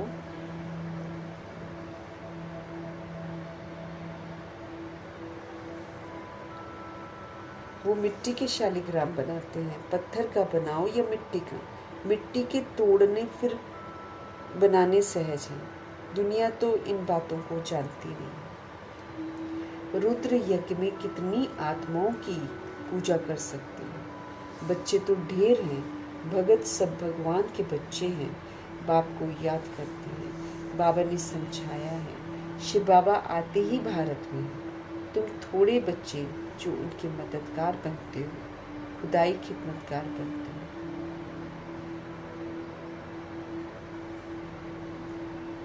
बाबा ने समझाया है, शिव बाबा आते ही भारत में है, तुम थोड़े बच्चे जो उनके मददगार खुदाई खिदमतगार बनते हो।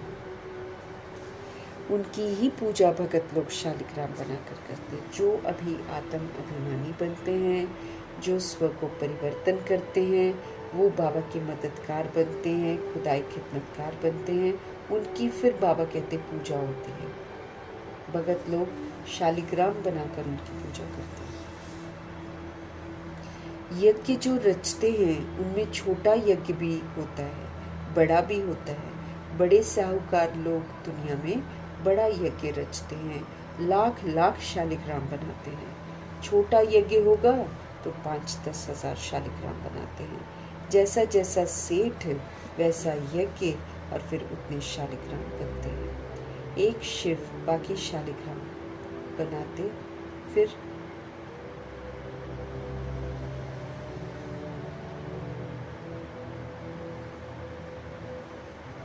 बाबा कहते हैं, जैसा जैसा सेठ वैसा वैसा यज्ञ, फिर उतने शालिग्राम बनाते हैं। एक शिव बाकी शालिग्राम बनाते।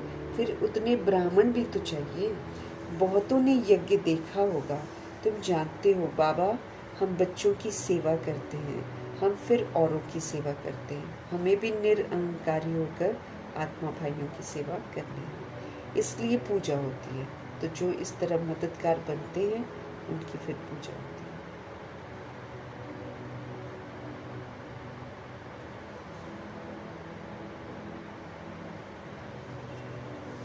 बहुतों ने यज्ञ देखा होगा, तुम जानते हो बाबा हम बच्चों की सेवा करते हैं, हम फिर औरों की सेवा करते हैं, इसलिए पूजा होती है।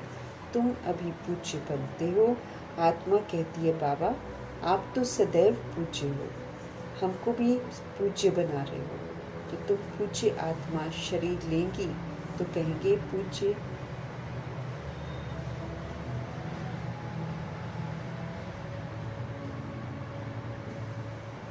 तुम पूज्य आत्मा शरीर लेगी तो कहेंगे पूज्य देवी देवता है। आत्मा ही पूज्य बनती है, अथवा पुजारी भी आत्मा ही बनती है। बाप आते भी हैं एक ही बार, फिर कभी बाप आत्माओं को पढ़ाए, ये तो होता ही नहीं है। आत्मा ही इस समय सुनती है।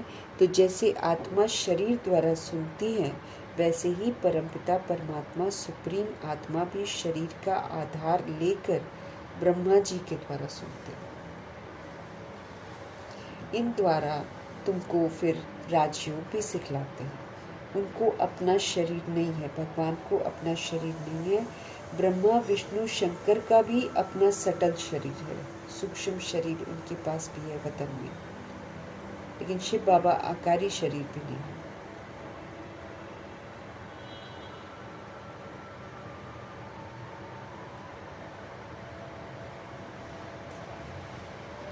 बाबा कहते हैं ब्रह्मा विष्णु शंकर को भी अपना सूक्ष्म शरीर है, यहाँ भी सबका अपना अपना शरीर है।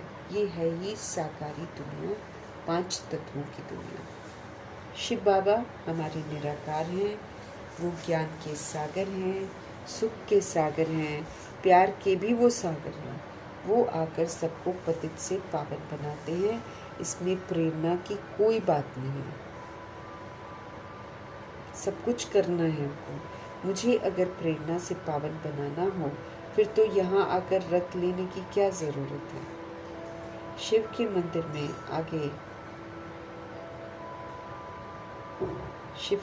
में आगे बैल रखते हैं, बाहर एक बड़ा सा नंदीगण जिसको बोलते हैं। मनुष्यों की बुद्धि बिल्कुल ही पत्थर बुद्धि होने के कारण कुछ भी समझते नहीं। कहते हैं शिव जो है ना बैल की सवारी करते हैं। अब बाबा कहते हैं मैं बैल में आकर क्या बोलूँगा, और हम क्या समझेंगे। बाबा कहते सब पत्थर बुद्धि हो गए, कुछ भी समझते नहीं है।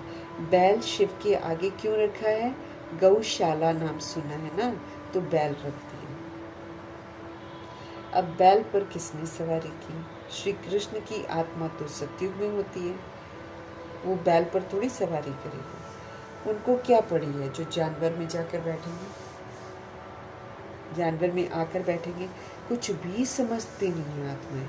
द्रौपदी भी एक थोड़ी थी। जितनी भी आत्माओं को पवित्रता आकर्षित करती है कलयुग में, वो आत्मा सत्य परमपिता परमात्मा। बाबा कहते हैं जो भी आत्मा इस समय पवित्र बनना चाहती है, वो शिव पिता परमात्मा को पुकारती है, उसको द्रौपदी कहा जाता है।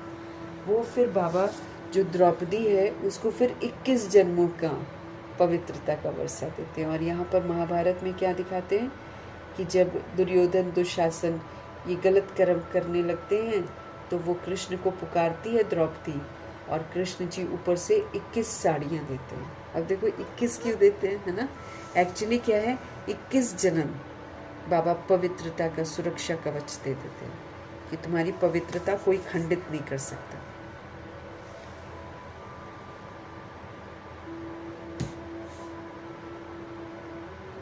कोई भी खंडित नहीं कर सकता। 21 जन्म, और वो दिखा देते हैं कृष्ण जी साड़ी देते हैं और 21 साड़ियाँ देते हैं। कहानी देखो कैसे कैसे आत्माएं बना देती है। बाबा कहते एक द्रौपदी नहीं है, ढेर है जो पुकारती हैं। उन्होंने तो एक नाटक बना दिया है कि श्री कृष्ण साड़ियाँ देते जाते हैं, अर्थ कुछ नहीं समझते हैं। अभी तुम बच्चे समझते हो, तुमको 21 जन्म के लिए अपवित्र नहीं होना है। मतलब भगवान का राज्य जो है ना, 2500 वर्ष की राजधानी, उसमें कभी भी अपवित्र नहीं बनते। काम विकार है ही नहीं उसके अंदर। और वो वर्षा कैसे मिलता है? जब हम अभी इस एक जन्म में बाबा का बनकर पवित्र रहते हैं, तब स्टैंप लग जाती है। कहाँ की बात बाबा कहते कहाँ ले गए हैं। 21 साड़ियाँ देने लग गए हैं। और यहाँ है कि जो इस जन्म में पवित्र बनता है उसको तथास्तु का वरदान, तथास्तु का वरदान मिल जाता है। 21 जन्म के लिए आत्मा जो है प्योर रहती है। कहाँ की बात बाबा कहते कहाँ ले गए हैं, भक्ति मार्ग की अथाह कहानियाँ हैं। कहते हैं ये कथाएं आदि सब अनादि है, ऐसे बोलते हैं। ये तो कब की हैं, अनादि हैं। पुनर्जन्म लेते सुनते आए हैं। अनादि भी कब से शुरू हुई कुछ पता नहीं किसी को। ये भी पता नहीं है कि रावण राज्य कब से शुरू होता, उनका कोई वर्णन ही नहीं है। तुम कितनी सेवा करते हो, वो सूर्य चांद सितारे,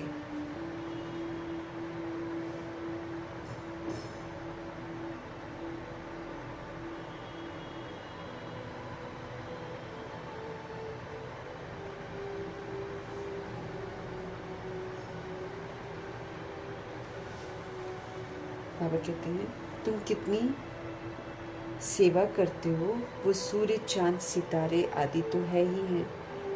सतयुग में भी हैं तो अभी भी हैं, जो दुनिया वाले सूरज तारे जुड़े हैं। उनका बदल सदल नहीं होता। तुम अब निमित्त बने हो, भारत को ही फिर से अंधियारे से निकाल रोशनी में लाना है। हमको बाबा रोशनी में लाए हैं, अब हमको सबको रोशनी में लाना है।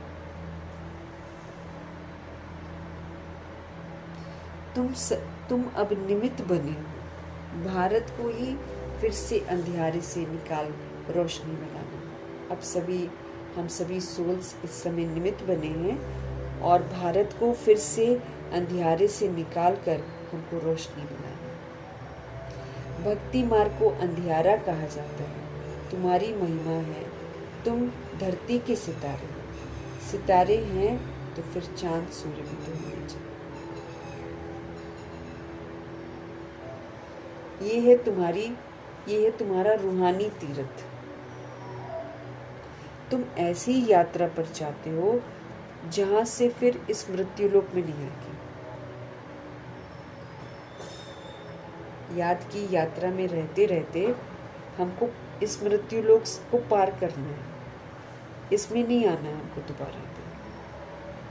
अभी ये मृत्युलोक है, फिर यहाँ ही अमरलोक भी होगा। द्वापर से मृत्युलोक शुरू हो जाता है, जहाँ मतलब अकाले मृत्यु आती है, पता नहीं चलता है कौन किस समय खत्म हो जाएगा। अब तुम सच्ची सच्ची अमर कथा सुन रहे हो, इससे हम काल पर जीत पाएंगे और हम अमर होंगे। मतलब 150 वर्ष एक बॉडी में रहेंगे, फिर 150 वर्ष के बाद स्व इच्छा से उस बॉडी को छोड़ेंगे।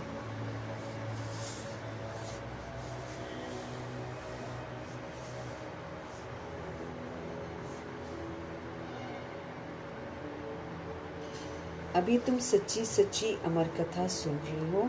अमरलोक में जाने के लिए तुम समझते हो हम आत्माओं की यात्रा न्यारी है। तुम यहाँ बैठे यात्रा पर जाने का पुरुषार्थ करते हो। याद से ही तुम्हारे विक्रम जो है वो विनाश होंगे। वो यात्रा पर जाते हैं, विक्रम विनाश कहाँ होते हैं उनके? जो यात्राओं पर जाते हैं, 4 धाम की यात्रा करके आते हैं, उनके पाप कर्म थोड़ी विनाश होते हैं। विक्रम विनाश कहाँ होते हैं?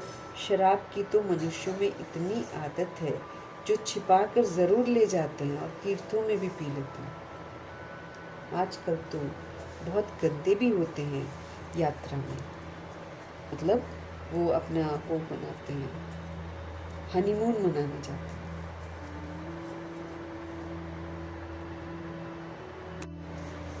तो बाबा कह रहे हैं ना, आजकल तो बहुत गंदे भी होते हैं यात्रा में जाकर भी गंदे काम करते हैं। है तो सब पतित ना, जैसे ब्राह्मण पतित वैसे यात्री भी पतित। अब जो वहाँ पर ब्राह्मण होता है वो भी वैसा ही होता है, उसकी भी अब जितने मंदिर बने होते हैं उसके अंदर ही घर बने होते हैं उनके, तो सारे पंडित, सबकी शादियाँ हो रखी हैं, सबके बच्चे हैं, बच्चों के भी बच्चे हैं, वहीं पर अंदर में शादियाँ भी करवाते हैं, वहीं पर विकारों में भी जाते हैं, वहीं पर मंदिर में पूजा भी हो रही है। तो सारा कुछ क्यों टूटेगा? इसीलिए टूटेगा। कि जहाँ पूजा स्थान बनता है वहाँ भी लोग गलत काम करते हैं। जन्माष्टमी में भी जब आप जाएंगे तो आप देखेंगे लड़के लड़कियाँ जाते हैं, बस हाथ में वो प्रसाद होता है, दोस्तियाँ करी होती हैं, एक दूसरे को देख देख कर कृष्ण राधे बनते रहते हैं, तो सारा तो गलत काम होता है। बाबा कहते पंडित ही ब्राह्मण ही पतित है, तो फिर यात्री भी वैसे ही होते, पतित ही होते हैं।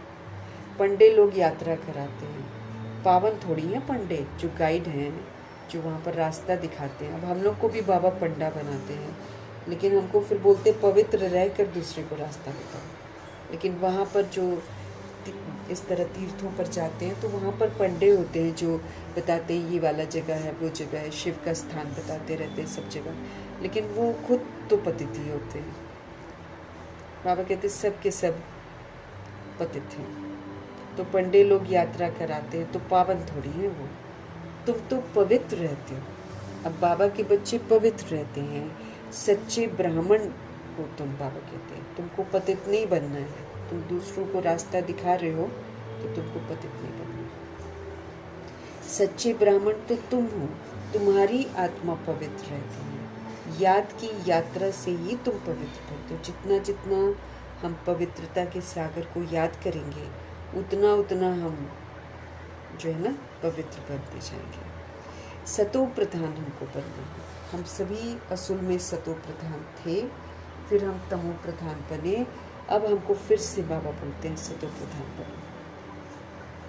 बाबा बार बार लिखते हैं मीठे बच्चों, ये शिव बाबा ने आत्माओं को लिखा, मुझे याद करो तो तुम तमो प्रधान से सतो प्रधान बन जाओगे। क्योंकि उनको याद करेंगे बुद्धि का ताला हमारा खुलता जाएगा, गलत और सही, पाप और पुण्य में अंतर समझ में आएगा, विकारी निर्विकारी में अंतर समझ आएगा, फिर हम गलत कर्म नहीं करेंगे। तो ये शिव बाबा ने आत्माओं को लिखा, मुझे याद करो तो तुम तमो प्रधान से सतो प्रधान बन, सतो प्रधान दुनिया का मालिक बन जाओ। तुम यहाँ पर बनकर दिखाओगे तो तुम सतो प्रधान दुनिया में जाओगे, लेकिन तुम ये मत उम्मीद करना कि दुनिया सतो प्रधान बने। वो प्योर तब बनेगी जब तुम प्योर बनो, क्योंकि तुमने उनको इम्प्योर बनाया। इसीलिए ड्रामा के राज को समझाते हैं, ताकि फिर बाबा कहते जो राज को समझ जाएगा ना वो फिर किसी से भी नाराज नहीं होगा, क्योंकि वो समझ जाएगा कि सारा हमने काम खराब कर रखा है, ये तो आत्माएं बेबस हैं।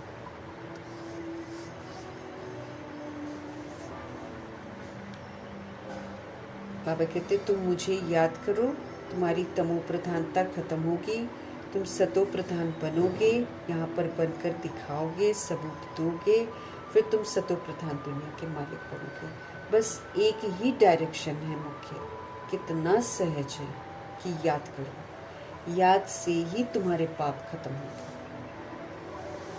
याद नहीं करेंगे तो तुमने जो 63 जन्म गलतियाँ की हैं उसके लिए तुम ड्रामा की सज़ाओं के कटघरे में खड़े हो। ड्रामा तुमको माफ़ नहीं करेगा, मैं तो तुमको माफ़ कर रहा हूँ, तभी तो मैं तुम्हें सही रास्ता बता रहा हूँ। लेकिन सृष्टि रूपी ड्रामा ये किसी को माफ़ नहीं करता। उसको तो ये दिखता है ये ऊपर से नीचे आए और इन्होंने सृष्टि को खराब किया। वो ड्रामा तो ये देखता है, इसलिए हम उसकी सज़ाओं के कटघरे में हैं। ये तो बाबा मदद करते हैं। तो बाबा मेरे को बोलते हैं कि तुम मुझे याद करो, तो तुमने जो 63 जन्म स्वधर्म के खिलाफ जाकर और सृष्टि के नियमों के खिलाफ जाकर जो पाप कर्म किए हैं वो सारे तुम्हारे विनाश हो जाएंगे। अगर तुम याद नहीं करोगे तो तुम्हारे विक्रम विनाश नहीं होंगे, फिर तुम सज़ा बहुत खाएंगे, क्योंकि बिना सज़ा खाए फिर पवित्र बनना है ना हमको, तो सज़ाओं से पवित्र बनाया जाएगा। बाबा तो कहते हैं तुम कहाँ भी जाओ कमाई कर सकते हो, उठो बैठो खाओ, बाबा को याद करो, सच्ची कमाई होती जाएगी। याद से सच्ची कमाई होती है, हमको सच्ची कमाई करनी, बाकी रोजी रोटी तो बाबा चला देगा। बच्चों के लिए तो और ही सहज है, इसमें तो कोई अटेंशन आदि की बात ही नहीं है। श्रीनाथ के मंदिर में श्रीनाथ की याद में बैठते हैं, भोग लगता है तो वो पत्थर की मूर्ति ना, वहाँ पर भी कृष्ण की मूर्ति है, श्रीनाथ उनको कहते हैं। तो याद में लोग बैठते हैं, भोग लगता है, लेकिन है तो वो पत्थर की मूर्ति, तो पत्थर की मूर्ति भोग थोड़ी लगाएगी। तो भोग भी किसको लगाना चाहिए? अधिकारी तो सिर्फ एक ही शिव बाबा है। भोग जिनको लगाना चाहिए उसका अधिकार तो सिर्फ शिव बाबा के पास है। सर्व का सदगति दाता पतित पावन तो वो है, वही तो सब कुछ ठीक करते हैं, तो भोग के हकदार भी वही हैं। बाप कहते हैं मैं स्वीकार ही नहीं करता हूँ। हम लोग का स्वीकार करेंगे, हमारे साथ हिसाब किताब बन जाएगा इतने सारे लोगों के साथ, फिर बाबा तो पुनर्जन्म में ही आता रह जाएगा। इसलिए प्रभु जी स्वीकार नहीं करते, खाते नहीं।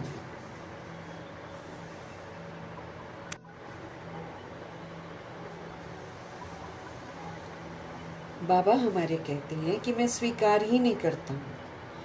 तुम मेरे ऊपर दूध भी पानी वाला चढ़ाते हो।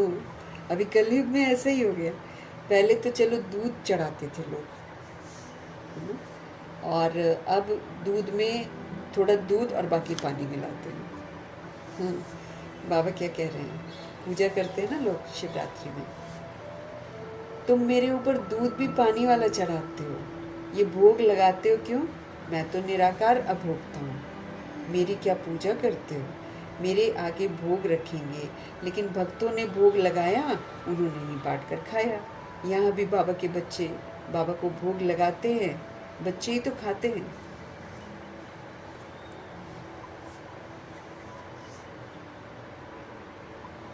तुम जानते हो शिव बाबा को भोग तो ज़रूर लगाना है, फिर बांट कर तुम खाते हो।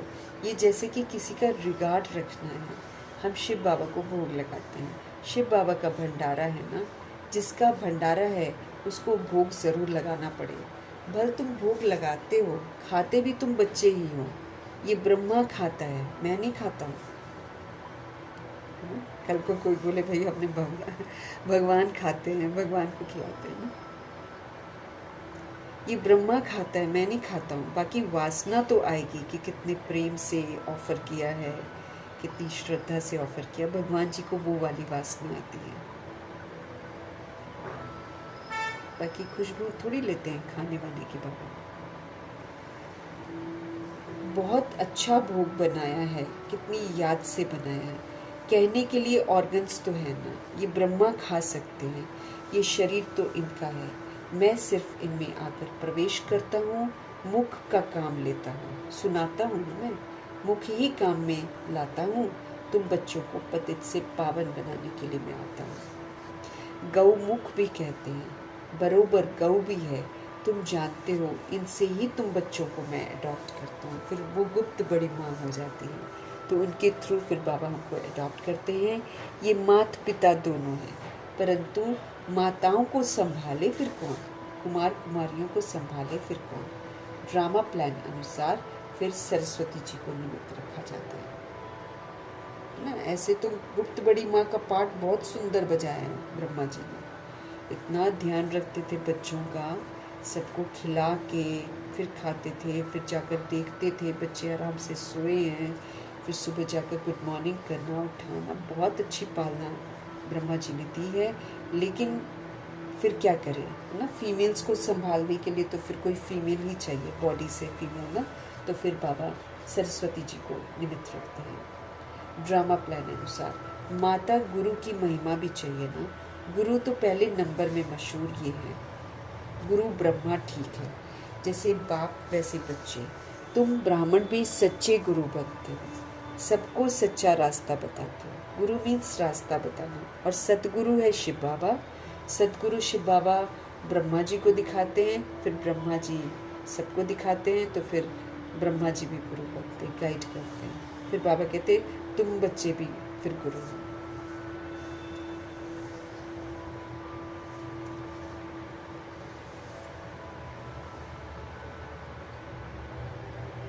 तुम ब्राह्मण भी सच्चे गुरु बनते हो, सबको सच्चा रास्ता बताते हो। किसका? स्वर्ग का। आत्मा भी मुख से रास्ता बताती है कि मन मना भव मध्याजी भव, कि मन को अब मुझ में लगाओ और फिर मध्याजी भव मतलब विष्णुपुरी का वर्षा कमाओ। बाप माँ बच्चे सब वही रास्ता बताते हैं। यहाँ तुम सम्मुख बैठे हो, याद रहती है, फिर घर जाते हो तो बहुत बच्चे भूल जाते हैं। यहाँ आनंद आता है, बाबा पास आए हैं। बाबा कहते हैं स्वदर्शन चक्रधारी बन, ये युक्ति बताओ कि मुक्तिधाम बाप को और वर्षे को याद करो। स्वदर्शन चक्रधारी बनो, स्वदर्शन चक्रधारी बन, ये युक्ति सबको बताओ कि मुक्तिधाम बाप को और वर्षे को याद करो। अब घर जाना है, इसकी मुक्तिधाम को याद करो, पवित्र बनना है, बाबा को याद करो, और फिर बाबा से जो वर्षा मिलता है सुख धाम का, जीवन मुक्ति धाम का, वो भी याद करो, क्योंकि याद करेंगे तो क्वालिफाई करेंगे, क्वालिफाई भी तो करना है। तो स्वदर्शन चक्रधारीपन, ये युक्ति बताओ कि मुक्ति धाम को याद करो, बाप को याद करो, और फिर जीवन मुक्ति धाम के वर्षे को याद करो। अच्छा, मीठे मीठे सिखिलते बच्चों प्रति माता पिता बाप दादा का याद प्यार और गुड मॉर्निंग। रूहानी बाप की रूहानी बच्चों को नमस्ते।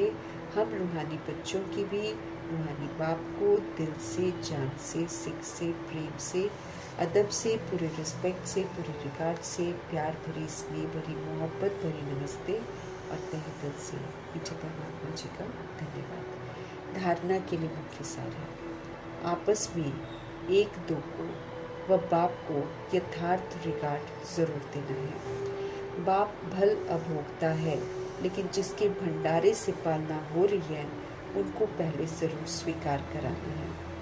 पूजनीय बनने के लिए खुदाई खिदमतगार हमको बनना है। बाप के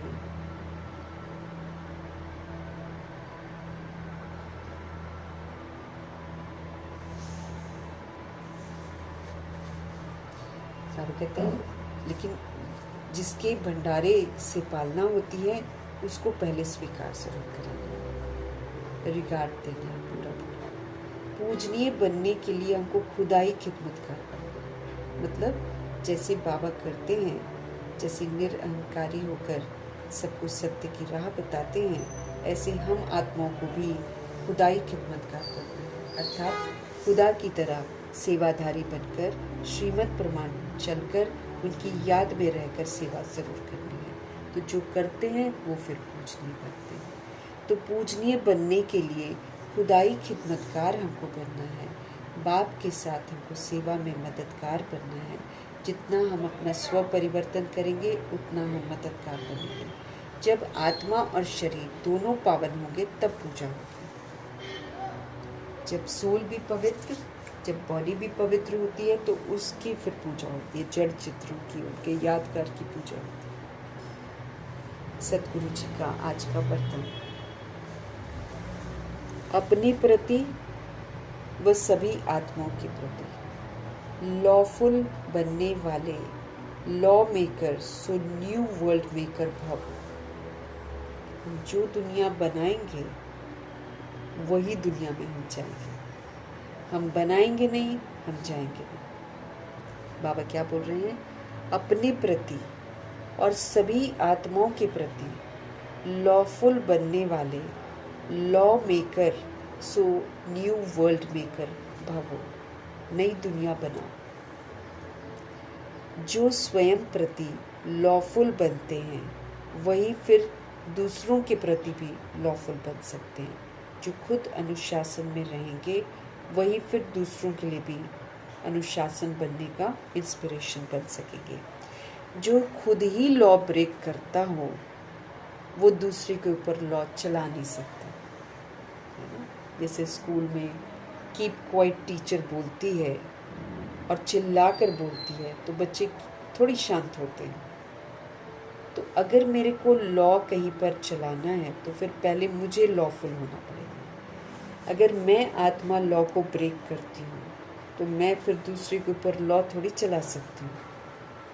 इसलिए अपने आप को देखो कि सवेरे से लेकर रात तक मनसा संकल्प में वाणी में, कर्म में, संपर्क व एक दो को सहयोग देने में व सेवा में कहाँ भी लॉ ब्रेक तो नहीं होता है।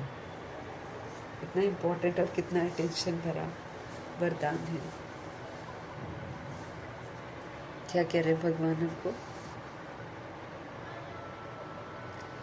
अपने आप को देखो कि सवेरे से रात तक मनसा के संकल्प में, वाणी में, कर्म में, संपर्क में, एक दो को सहयोग देने में, सेवा में कहीं भी आपने लॉ ब्रेक तो नहीं किया या लॉ ब्रेक तो नहीं करते हो आप। अब मनसा संकल्प कैसे होना चाहिए? निराकारी मनसा से संकल्प करना है, तभी हम सबके लिए एक जैसा कर सकते हैं, अदरवाइज नहीं कर सकते। इसलिए हमारी मनसा को निराकारी होना ज़रूरी है। तो निराकारी मनसा से हमको प्योर थॉट्स क्रिएट करना है।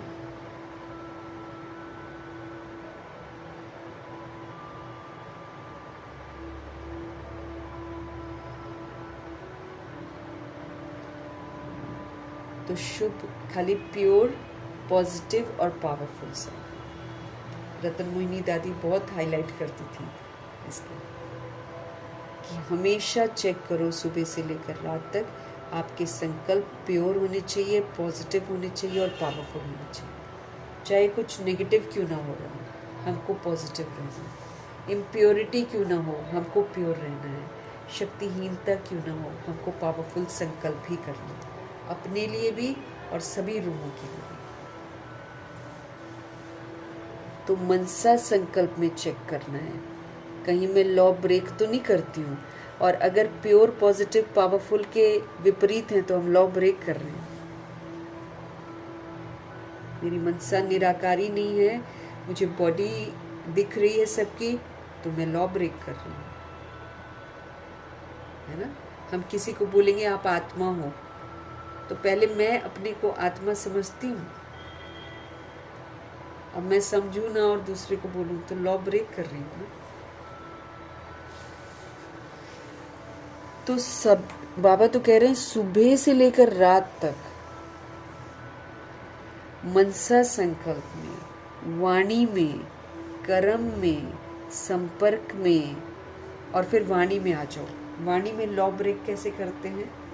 अब ब्राह्मण कल्चर है, कम बोलना है हमको दिन भर में। जो हम बातें करते हैं, जैसे हम लोग बहुत बातूनी थे पहले, अब नहीं हमको बातें करनी है दिन में। तो जैसे व्यवहार में आते हैं, जितना हो सके वाइंड अप कर देना है टॉक्स को, व्यर्थ वाहियात बातें नहीं करनी है, बाबा ने बोला। तो हमको ब्राह्मण कल्चर में सिखाया जाता है कम बोलना है, धीरे बोलना है और मीठा बोलना है। अगर हम इसमें से नहीं करते हैं तो हम लॉ ब्रेक करते हैं।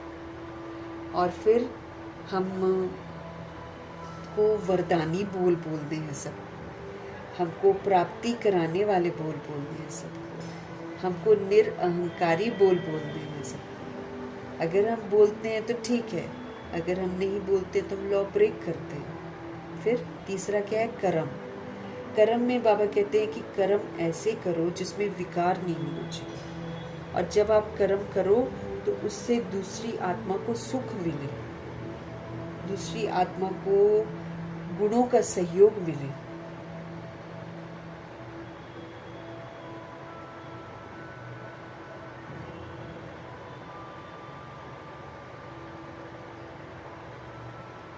तो कर्म मेरे सुखदायी होने चाहिए। ये भी मुझे चेक करना है कि क्या मैं आत्मा लॉ ब्रेक कर रही हूँ सारा दिन। यहाँ तो भगवान जी बोल रहे सवेरे से लेकर रात तक लॉ ब्रेक नहीं होना चाहिए। फिर बाबा क्या बोल रहे हैं हमको? संपर्क में जब आप आते हो, तो बाबा ने क्या हमको बोला है? जब आप संपर्क में आते हो तो आपको विस्मृत नहीं होना है।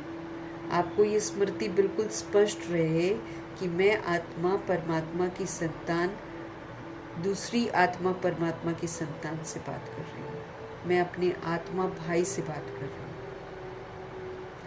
फिर एक दो को सहयोग देना है। कौन सा? सत्यता का, दिव्यता का, सुख का, शांति का, प्रेम का, आनंद का, शक्ति का सहयोग देना है।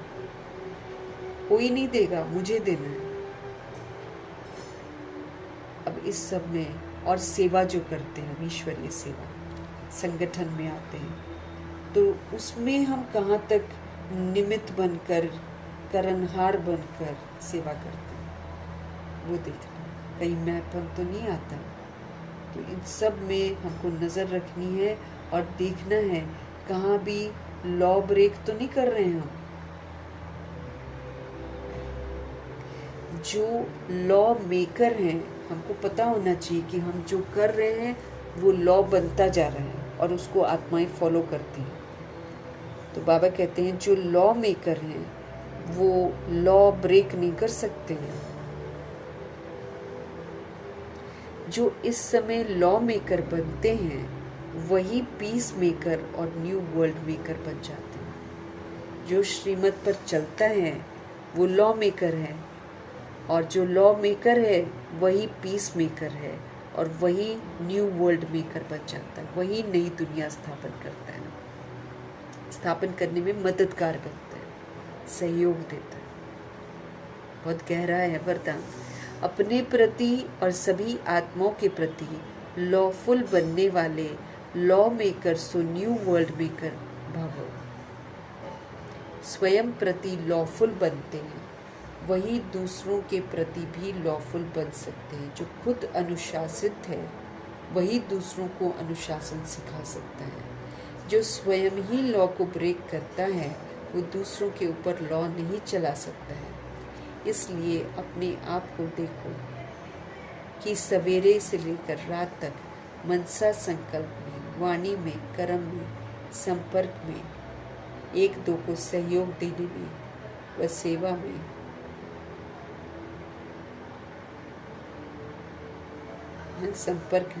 एक दो को सहयोग देने में व सेवा में कहाँ भी लॉ ब्रेक तो नहीं होता है। बाबा जी कह रहे हैं जो लॉ मेकर हैं, हम सभी आत्माएं लॉ मेकर हैं, तो बाबा के अनुसार हम लॉ ब्रेकर नहीं बन सकते हैं। जो इस समय लॉ मेकर बनते हैं बाबा की श्रीमत पर चलकर, वही शांति स्थापन करते हैं, उसमें मददगार बनते हैं, पीस मेकर होते हैं, और वही फिर न्यू वर्ल्ड मेकर बन जाते हैं। वही नई दुनिया की स्थापना में मददगार बनते हैं। स्लो करना, बड़े ध्यान से हमको वरदान भी पढ़ने हैं। बड़े ध्यान से बाबा की मुरली जो आत्मा का पाठ पक्का करा रही है वो पढ़नी है, अमल में लानी है। खाली रीडिंग हमको नहीं करना है, क्योंकि हमारे ऊपर जवाबदारी है कि जो बोला जा रहा है वो हमको करना भी है। नहीं करेंगे तो ड्रामा की मार बहुत खाएंगे। कर्म करते कर्म के अच्छे व बुरे प्रभाव में न आना ही तो कर्मातीत बनना। एक, हमको कर्म निर्विकारी करने हैं, श्रीमत के प्रमाण करने हैं, और करके फिर प्रभु को सौंप देने हैं। ये नहीं करना है कि अब इसका परिणाम क्या निकला, फिर ये परिणाम निकला तो हम हवा में उड़ गए, और किसी ने कुछ खराब कह दिया तो फिर हम नीचे को गिर गए। नहीं, करावनहार कर्म श्रेष्ठ करा रहे हैं। मैं आत्मा निमित्त बनकर कर रही हूँ। इस स्मृति से हमको कर्म करना है, फिर उसका अच्छा परिणाम निकले या बुरा, मुझे उससे प्रभावित नहीं होना।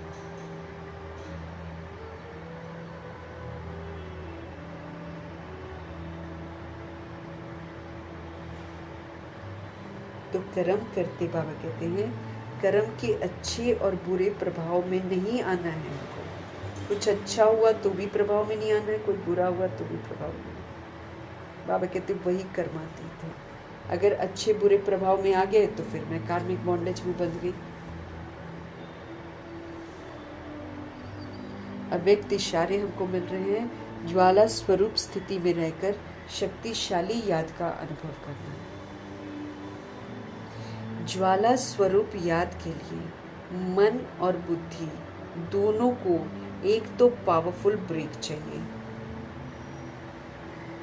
उसको मोड़ने की भी शक्ति चाहिए। इससे बुद्धि की शक्ति व कोई भी एनर्जी वेस्ट न होकर फिर जमा हो जाएगी। जितनी जमा होगी उतना हमारे में परखने की और निर्णय करने की शक्ति बढ़ती जाएगी। इसके लिए बाबा कहते हैं अब संकल्पों का बिस्तर बंद करते चलो, अर्थात समेटने की शक्ति को धारण करते चलो, विस्तार में मत जाओ। ज्वाला स्वरूप याद के लिए मन और बुद्धि दोनों को पावरफुल ब्रेक चाहिए और मोड़ने की भी शक्ति चाहिए। ब्रेक भी लगानी है और फिर मोड़ भी देना है इनको। इससे क्या होगा कि बुद्धि की शक्ति जो है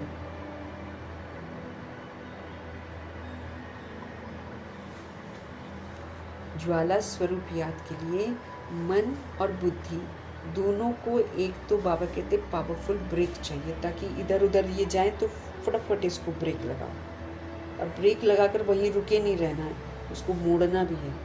अब ये मन और बुद्धि चल पड़ा दे अभिमान वाले मार्ग में, फटाफट उसको ब्रेक लगाओ और फिर वहीं पर खड़े थोड़े ही रहना है, फिर हमको मोड़ना भी तो है और फिर हम पुनः आत्मिक जो स्थिति है उसकी तरफ हम मुड़ जाए। तो पावरफुल ब्रेक भी चाहिए, मोड़ने की भी ताकत चाहिए। इससे बुद्धि की शक्ति या कोई भी एनर्जी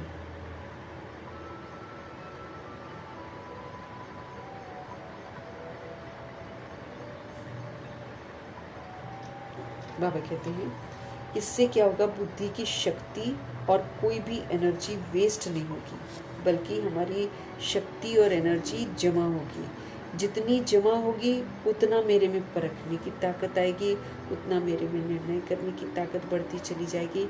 इसके लिए अब संकल्पों का जो बिस्तर है, बाबा कहते फालतू फालतू संकल्पों का जो बिस्तर है उसको बंद करो, क्योंकि समर्थ संकल्प तो बहुत थोड़े होते हैं, व्यर्थ होता है बहुत विस्तार। तो संकल्पों का बिस्तर बंद करो, क्या होगा, कैसे होगा, ऐसे होगा, वैसे होगा, समेटने की शक्ति को धारण करो। कुछ भी हो रहा है लेट गो करते जाओ, कुछ भी हो रहा है लेट गो करते जाओ, समेट तो सब कुछ।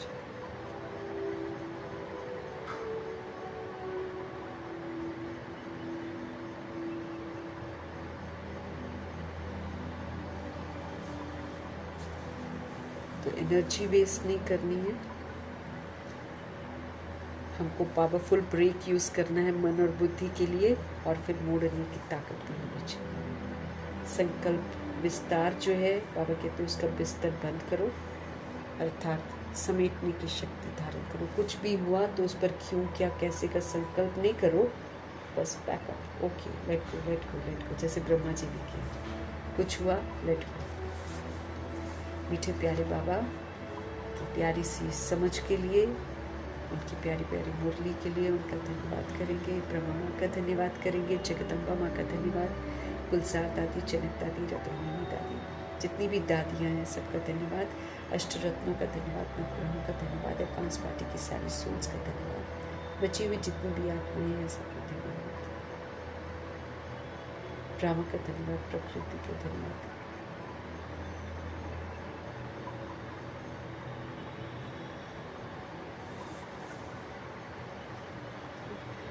ड्रामा, प्रकृति, माया, यमदूत, करोड़ों की आबादी का धन्यवाद, साधनों का धन्यवाद, साधन बनाने वालों का धन्यवाद, साथ में रहने वाले सोल्स का धन्यवाद, सहयोगी आत्माओं का धन्यवाद, अविनाशी खजानों का धन्यवाद, समय का धन्यवाद, शरीर रूपी इंस्ट्रूमेंट का धन्यवाद, आप सभी सोल्स का धन्यवाद, सृष्टि की मेहमान नवाजी